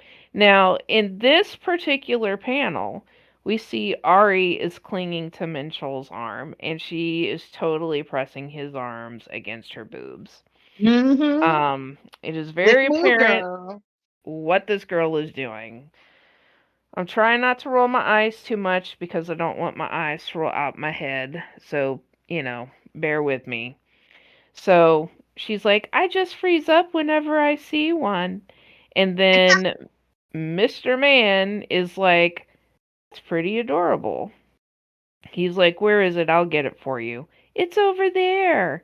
And she's like, "Huh, that's really weird. I could have sworn it was right there." And like she's doing the whole like cute girl thing. She's trying basically what she's doing here is being a helpless female, which is a very big trope. Um Mm. with some characters when they try to attract a man, and it annoys the fuck out of me. I'm sorry. But like she's got like and even her body language, it kind of comes across as like infantile to me, Yep. because it's like she's like staring wide-eyed. She's still got her arm around his arm and she's got like her hand like in front of her mouth like, "Oh, I could have sworn it was right there." You know. And then like the next little panel we get, well, this is a change of place. Hey Sue would never freak out like this over a bug. And then he's like, "Maybe this job isn't too bad after all." So Oh man. we just start with unpacking all of this. Oh man. The I would bet you $100 right now that there was never a bug. Obviously. Like go in on Ari right now because Minchal has been traipsing around the office, right? Telling everybody that he is single, baby. So I get it, girl. Get your match, okay? Get your match, little mama. Like, clearly this is sexual harassment. I'm gonna put that out there because she all jumping and clinging on him, right? Yeah. Hmm. About doing a damsel in distress, action. But I get it, girl. Like, you listen, she's like, I'm gonna flirt with this man because we know that she thinks he's attractive. There was previous chapters, she's all giggling and looking at him, giving him coffee with a little gambari mas on the cup, like fight y'all. Like, girl, Gambare, but the Korean version of Gambare. yeah, I know. She's like, oh, fight for another day, fight, fight. She's a little cutesy, doing little cutesy things. And I mean, Mm-hmm. you got to keep in theme and keep it cutesy and damsel in distress to get his attention. I get it. You know what? Not my MO. I'm not into that, but I get it. She's like, oh, I'm gonna get his attention, and that's a way to do it, right? But the whole clinging to his arm and pressing up on him in the office, like, girl. And she doesn't No, release him. After, like, they look to find the bug, she does not release this man. She's all up on him still. And I'm like, girl. And he's entertaining no. it. He This show really is is. He really entertaining it. is. Personal But space, sir. but you know what I think it is though? I think what it is that, and I've seen like other people do this before where they want to kind of stroke the ego so they can stroke other things, shall we say? And I'll just leave that to your imagination. Mhm. But I feel like, what she's doing is she's trying to make him feel like a big man. I think, because I mean, if you want to be like truly honest, like guys, most guys do have like a protective instinct, and plus it is sociably acceptable to to be polite to a woman, obviously. Like I will say that like one of the things I like about where I live is the fact that like, we have people of all kinds of like race, you know, and they Mhm. are always willing to open the door for a lady. And I can always tell like who was brought up right, because they are friendly. They open the door, they say, "Here you go, ma'am," and I say, "Thank you." Like when I go to Wawa, that's actually a good example because there's two doors. So I usually try to open the second door just so I can repay the favor. But I Right. think a lot of men kind of get off on being like the hero, being like the gentleman. And I feel like that's what, Ari's trying to do is, give him an in, to be like, "Hey, I'm interested." And I think she's trying to play up that like young innocent, "Oh, I need a big strong man to protect me." And it really fucking annoys me in so many ways, you know, Well, like, I don't damsel know. in distress. Girl, get your match. She's over there flirting with the assuming single man. I If mean, he likes it, I love it, I guess. But I think more so, I can't, like I said, I don't want to go too hard on her because you know, she's yeah. entertaining a man that is entertaining her. My vitriol, I'm gonna keep that only for Minchal because Well, in this situation, he should have been like, all right, well, let me look. And then loosened himself away from her, but he entertained her. So I'm not going to say, I'm going to keep it not too much on Miss Ari in this moment. I mean, I'm I will pretty say that sure to be fair, she does not know that he is still that's what technically I'm with saying. someone, but She doesn't know nothing other than the yeah. fact that he's been telling people in the office that he is single, and on his smoke breaks, he keyed it up with his uh crusty ass colleagues about maybe he'll give Ari a try, okay? And they are all messy queens in that office. So who knows what information has already reached her ears?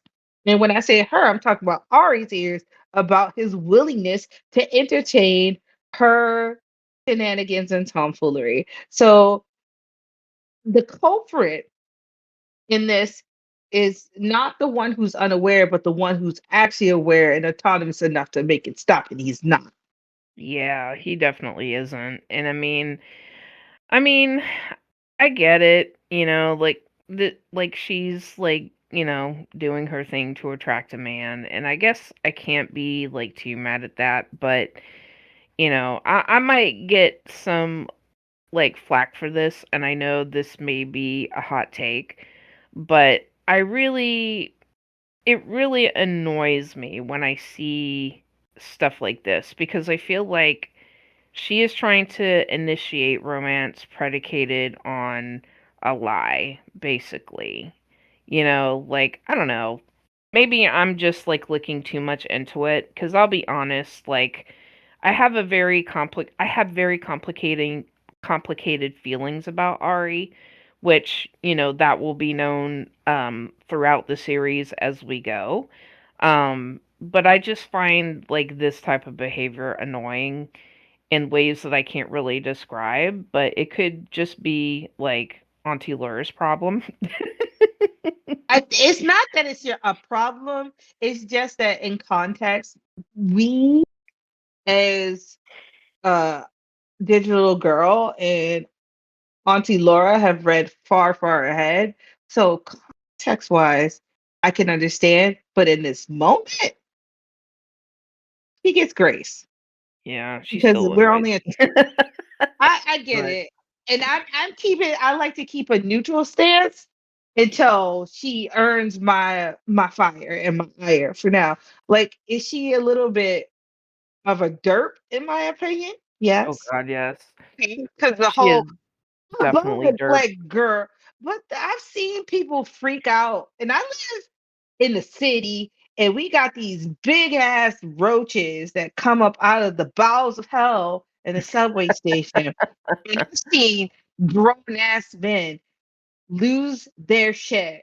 So I get it, Yeah, I do too. So I'm You not, know. I'm playing devil's advocate for now, Well, bless you but for because bless you for your service. honestly, you already you know me in real life. Nobody's safe when they piss Mm-mm. me off. I know that's So I'm right. gonna leave her alone. And I Like, say 'cause that with love. she's gonna earn my ire maybe in the future, but for now in chapter 4, it's just cute shenanigans, antics, and foolery. And the person who's really responsible, and I'll go back to it, and I'm gonna say this to oh my dear flowers, keep this in mind. And it's going out to my ladies, my gentlemen, and my thems, my persons. When you have a significant other and you find out they're cheating, it doesn't matter who they're cheating with, babies. It doesn't matter that they're cheating with them.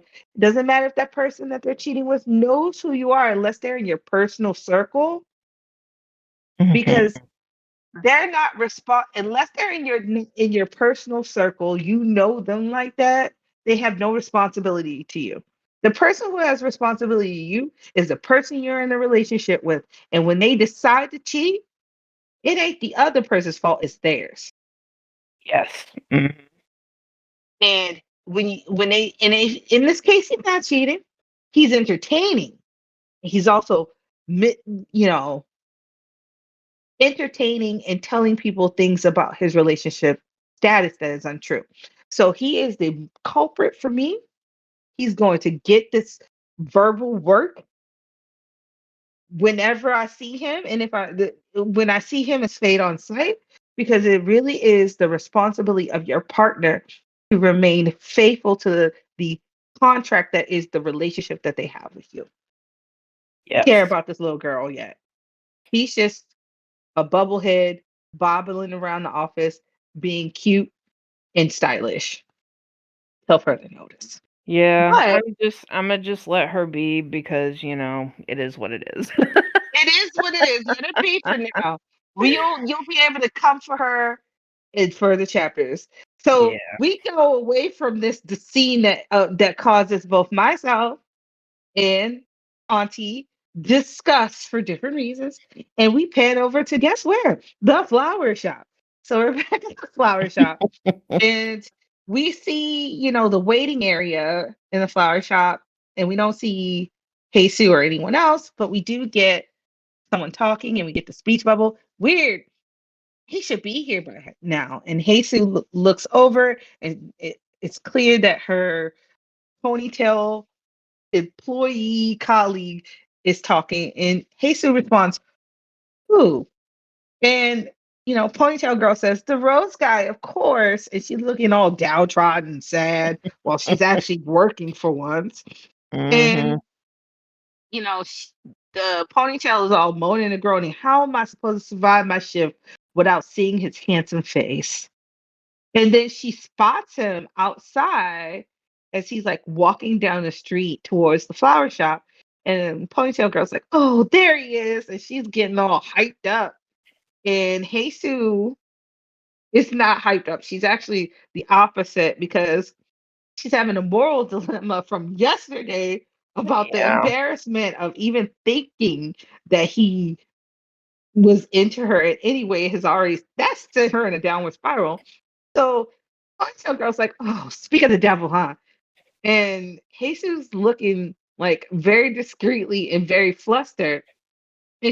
And we see her inner thoughts, and she's like, "I don't think I'm ready to face him just yet." And I get it, girl. You have an inner dilemma.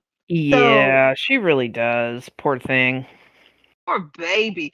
So here's what she does before he comes in. And as he's coming in, because you hear the door jingle, because there's a little chime on the door. She turns to a Ponytail Girl. She turns around, front facing away from the door, and says, "I'll be back in the back conditioning the flowers.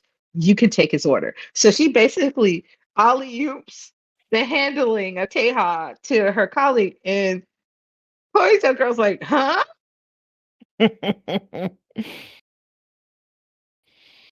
She I would. beats the retreat. She's like, I'm not doing Yeah, she just dashes it. off. And poor He Teha, he's just like, what? Yo, Tejas face is hilarious because this man comes in ready to order his flowers after seeing her at the Korean barbecue. He's like, "Progress, apparently." And this woman basically beats her treat right in front of him because as he walks into the store, and Ponytail Girl's like, "Wait, what do you mean?" Because she's expecting Jesus to take his order. And Tejas' face when he watches her like leave the counter, he was like, Mhm. "This was Seriously. serious." He's like, "Hold on." Yeah. Mind you, like he has this like face where it's like he's a handsome guy and he's not super expressive, but the look in his eyes is like, "What? Why are you leaving?" And he's watching her dash Yeah. off, and we see a little flash of her like retreating. And then the next panel, you can go ahead and describe the next panel. So, Ponytail Girl is like, "Hello, how can I help you?" And I mean, obviously, she's like happy that, he's in front of her. And she's like, "Will it be the usual bouquet of roses?" And he's like, "Yes, please." And like, Ponytail Girl is like doing an inner sigh, and she's like, "See, he's not even looking at me. Whatever, I'll just make the bouquet." Yeah. So, much to the dismay of Ponytail Girl, he is not giving her a second thought. The next panel we get is them walking outside, and of course, they're training. They, say their goodbyes. And then the next panel is a word bubble, and it says, it's Jesus, obviously. And she says, "Thankfully, I didn't have to interact with the rose guy. I shouldn't get into the habit of avoiding him, though. Tomorrow, I'll just talk to him like normal. I'm sure sorry, let me try that again.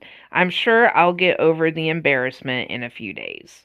Anyway, it's really pouring out here. I hope Minchal took the umbrella to work." And then, poor thing, she tries to open it, and it just breaks, explodes. I don't know. So It now literally she's goes up.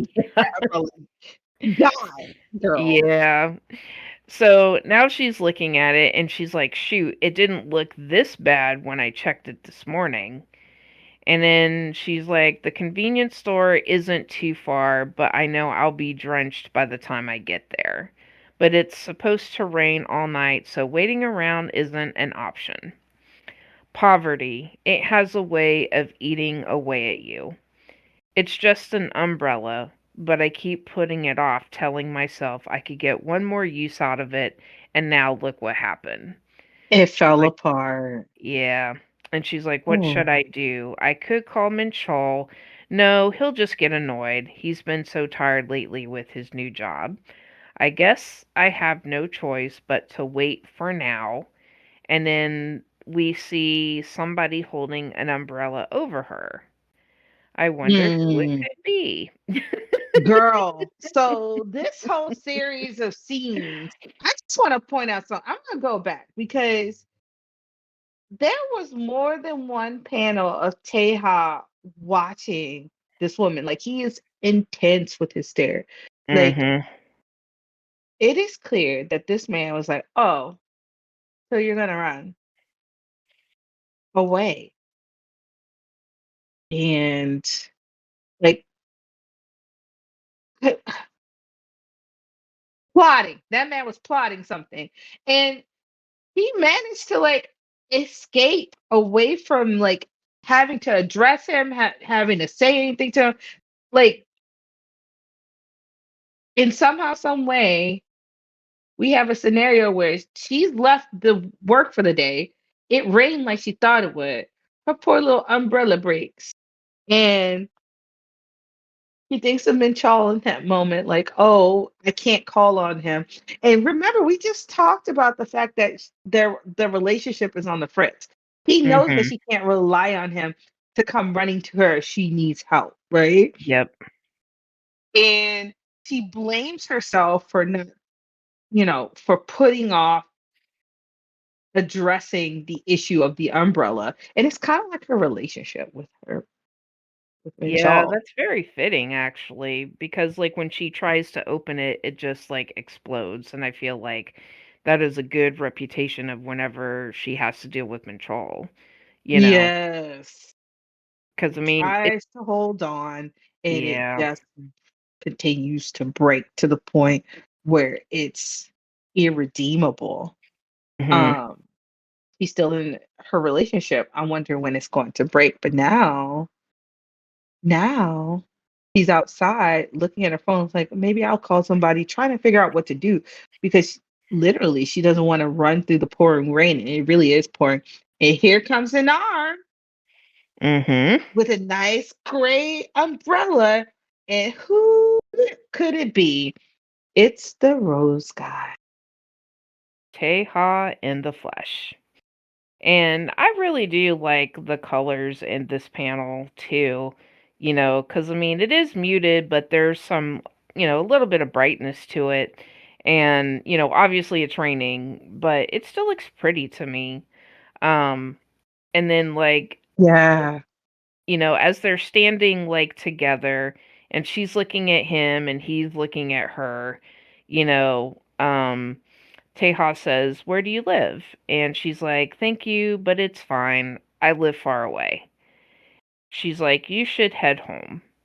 But he still keeps following her and or no, he's not it's not that he's following her, he's still standing there. And Yeah.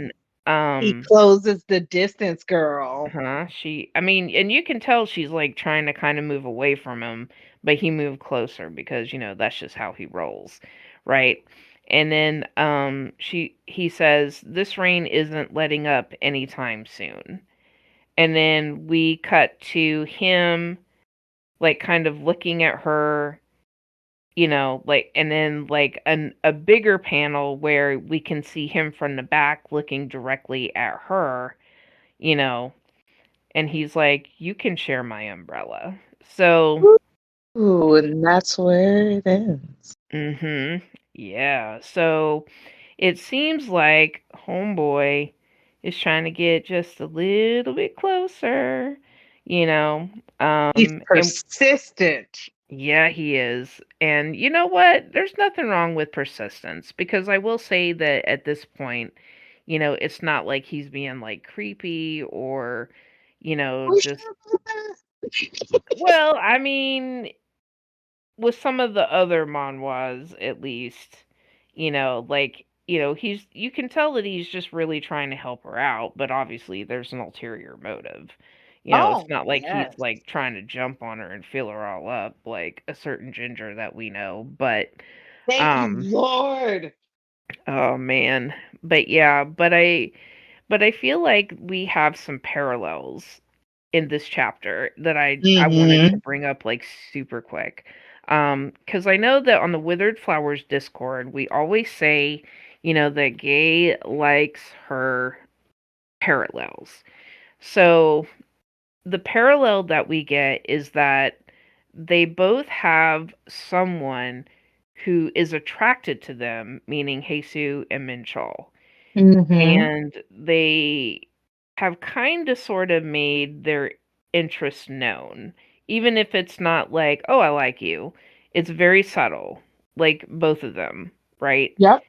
Whereas she is trying to, keep an arm's length and just be like, stay in your lane. The other is kind of like, oh, okay, I can be down with this. So, yeah, it'll be Yeah. very interesting to see how, things play out. It's going to be very interesting to see how it plays out. It's clear that Heisu is not encouraging Taeha's behavior, but I do want to point something out here. Taeha knew she worked at the Korean barbecue, got some friends, went there so that he could sit there and stare at her. He Mhm. knows he works at the flower shop. He goes there every day and buys flowers, and he knows what time she gets off because he left up. He bought his bouquet, left, came back with an umbrella. He came back with an umbrella. So he went somewhere, dropped off the bouquet. He didn't have the umbrella when he came to the flower shop, by the way. Mhm. He returned with an umbrella from God knows where. He may have deposited it on his in his live deposit the bouquet in the living room. Came back to pick her up. There is no such thing in this particular situation as a coincidence. Okay, just want to point this out. Yeah. So Papa Boy knows her schedule, and he is 10 toes down, persistent about making her aware of him. Oh, definitely. You know, definitely.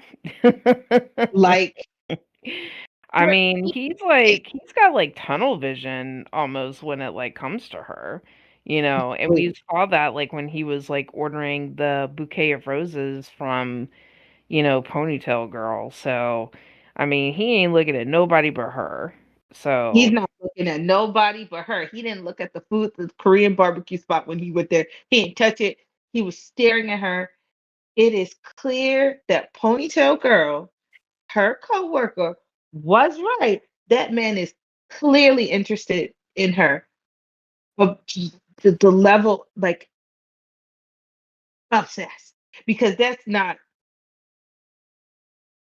in reality, that's not something like that you would get to see unless that person is ultra interested in you, if you catch my drift. And she's discouraging him. She's like, go home. Don't mhm. worry about me. I'll Yep. be fine. I live far away. Like, clearly, she's proceeding with as much caution as possible, not being blatantly rude, drawing a line. It's like, I don't need you to know where I live. Yeah, and you can tell she's like, trying to be like polite but vague, because I mean, if you got like some like dude that just keeps showing up like where you work, I mean, that would be a red flag for me, you Oh, know. yeah, So I baby. can understand, like her. I can understand why she would like want to keep that like, you know, hidden from him, you know. But just reading Absolutely. like some of the comments from like Webtoon, it's really interesting. Um, because like one was saying, um, and unfortunately, this is like a big thing with some of the fandom. But they were saying, "Am I the only one so frustrated with the female lead? She's so exhausting and pathetic. I understand she's in a difficult situation, but her boyfriend is so obviously overtly abusive with absolutely zero redeeming qualities. How can she have such little self-respect?" Um, what's troubling to me about that comment is that it got like 15 likes. Um, and I will say that like across like, all the other fandoms, like there's the thing about like manhwa for those that are new is that usually there are times when like the female lead is depicted as like really pathetic because they're basically trying to, and this is my own humble opinion, they are trying to make you feel sorry for this. They want you to feel sorry for this character because, this is what's going on. This is why you should feel sorry for her. But in doing that, sometimes it can make the female leads look weak or badly written, sometimes a combination of both, So I think it's really interesting that people see her as weak, but this is only like the fourth chapter. So I just wanted to put that out there. Will say that the more popular comments on webtoons don't focus, not all of them focus on her being weak. I think she's weak. Actually, I think it takes a level of strength to persist in her situation. Like Oh, she works a 100%. she works a lot out of necessity at this point just to like put food on the table for herself and her partner, but just in general, she's working to put a roof over her head, to make sure she has the basic necessities. And her level of consideration to the point of like it being a fault is something that could be particularly frustrating. But she doesn't, I don't think she acts pitiful, to I be don't think she honest. does either. I mean, obviously she has, like issues with self-esteem, but I don't think she's pitiful, because I No, mean, in my humble opinion, I think being pitiful would mean you're just not doing anything. You're just crying and, oh, poor me. Why won't you save me? Like that kind of thing. But we don't get not that from her. She's like very not at all. stoic, which is kind of different from a lot of female leads. Like the only other female lead that I can think of that might be kind of similar-ish would be Na Hae from like the Remarried Empress because she's kind of, I won't say she's in a similar situation, but she has an ex that's like gaslighting her. Oh I yeah. mean, obviously it's a different setting, but there are a little bit of similarities. But the difference is that Navier has a lot of self-esteem, whereas Jesus doesn't. But Navier is very stoic in how she dealt with what's his name? I can't remember his name. But her former husband before she Yeah. meets, you know, But let's her new guy. But anyways, Yeah, but let's before I keep it spiral. funky. Yeah, for the remarried empress, she would have remained in her tangled, awful situation with what's his name, her ex, if her like new love interest didn't come along. Yeah. 'Cause there are the stoic presentation of the female lead very similar, and it's funny that you say that, like because he doesn't show any emotion. She has a lot of emotions, but when we see those inner emotions, she's tired. She's Mhm. exhausted. Yeah, she really is. She feels rightfully worn down because she has to work so much to just basically survive, right? Mhm. Yep. So yes, she's tired. Yes, she's worn. When she does come home, the first thing that she has to fend off is her husband's complaints. And she doesn't cry. He doesn't bemoan her situation. All she thinks about, and I think the main thing that she thinks about, and I think people don't even notice this at all, she doesn't blame Minchal, she blames poverty. Yeah, The she does. reason, the reason why they're in this circumstances, and poverty can break you. Oh, The hands down. stress you feel, and she is attributing the struggles that they have to their financial circumstances, rather than the fact that this is just who Minchal is. He's giving him the benefit of doubt because people can become when for some, not all, but there are people out there that when they are feeling their most downtrodden, they are not the best version of themselves. And Exactly. when hurt people, right? So she's Yeah. giving him the benefit of doubt to say, we are not in the best place in our lives. We have misfortune. When we start having money coming in, we can start to alleviate some of this burden and it will get better. She is looking forward to that get better. She Mhm. did no damn fool in distress. She did not call him asking for help. She was just trying to figure out what should I do next. Yeah. I It's a mean, stark contrast from Ari, I'll tell you that much with the whole yeah, it bug really thing. is. Like it's literally people get it. She is cast in such a ways that she can be seen as a pitiful character. Minchal calls her pitiful. It just shows people who will look at Minchal's assessment of her and agree. Mind Yeah. you, she's probably one of the strongest characters up here because that woman, despite waking up early and going to sleep late, make sure that the person that she cares about is taken care of. She takes care of herself, maintains her appearance, despite the fact that she's wearing old clothes. She doesn't go with the clothes ripped and torn. She does her job every day. She works hard, treats people with consideration and kindness, and never lashes out at one person because of her circumstances. Yeah, she never does that, and that is one of the many things that I very much respect about Jesus. And Yeah. Lord knows, like later on in the series, like she has reasons to be salty against certain other characters, but I will just leave that there.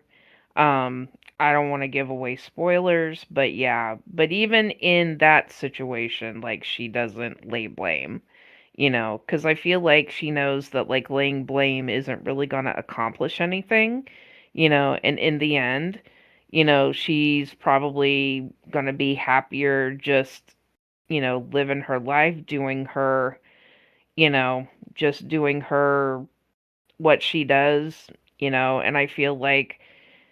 her I feel like Jesus is probably one of those that they just don't have the emotional energy, to get back or be negative. They're just gonna live their life, and that's a you problem. But in a, Yeah. you know, not in a not like rude way, if that makes sense what I'm trying to say. So, It's we're seeing here that despite the fact that things are not great, he's trying to move forward without bitterness.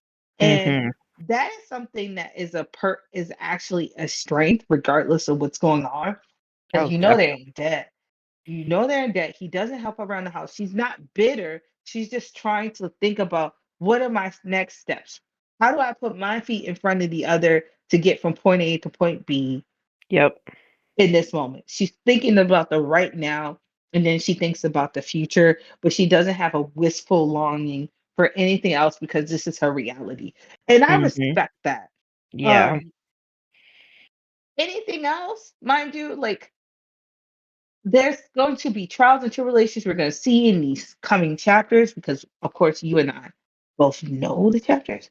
But I respect her as a character because she can still be considerate and kind despite the struggles that she faces.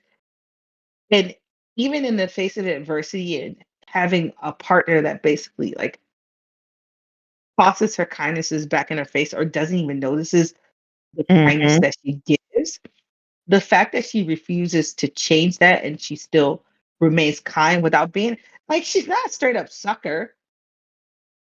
She's No, just she isn't. she's just trying to be kind and supportive. And you know Yep. what? Hope for her rather than being like, what's wrong with her? Because people don't get it. Just No, hope they that don't. one day she gets all of the good things that she deserves because she has really, up into this chapter 4, I have never seen her do anything in these past 4 chapters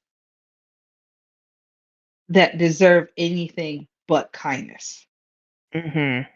as a response. And I'm gonna leave it at that for now. Yeah. Oh, I'm gonna leave so that for now.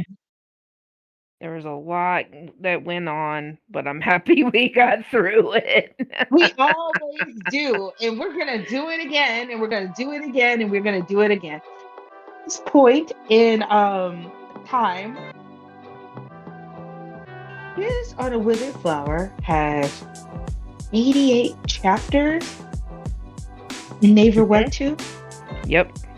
and the English version of Webtoon is at chapter 82.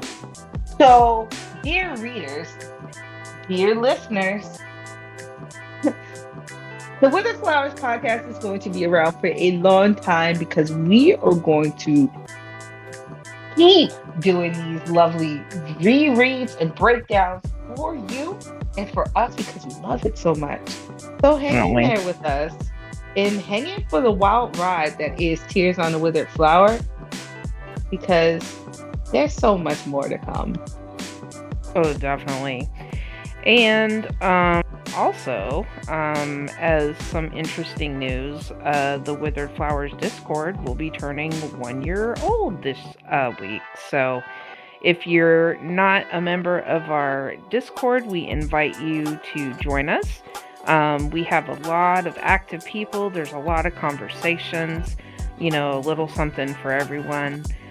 We also host chapter discussions every Friday at 8 p.m. Eastern. So if you are interested, please join us. We'll be happy to have you. Yes. So with that, I think we are done for this time at least. So we appreciate you listening. Thank you for joining us, and we will talk to you later. Bye.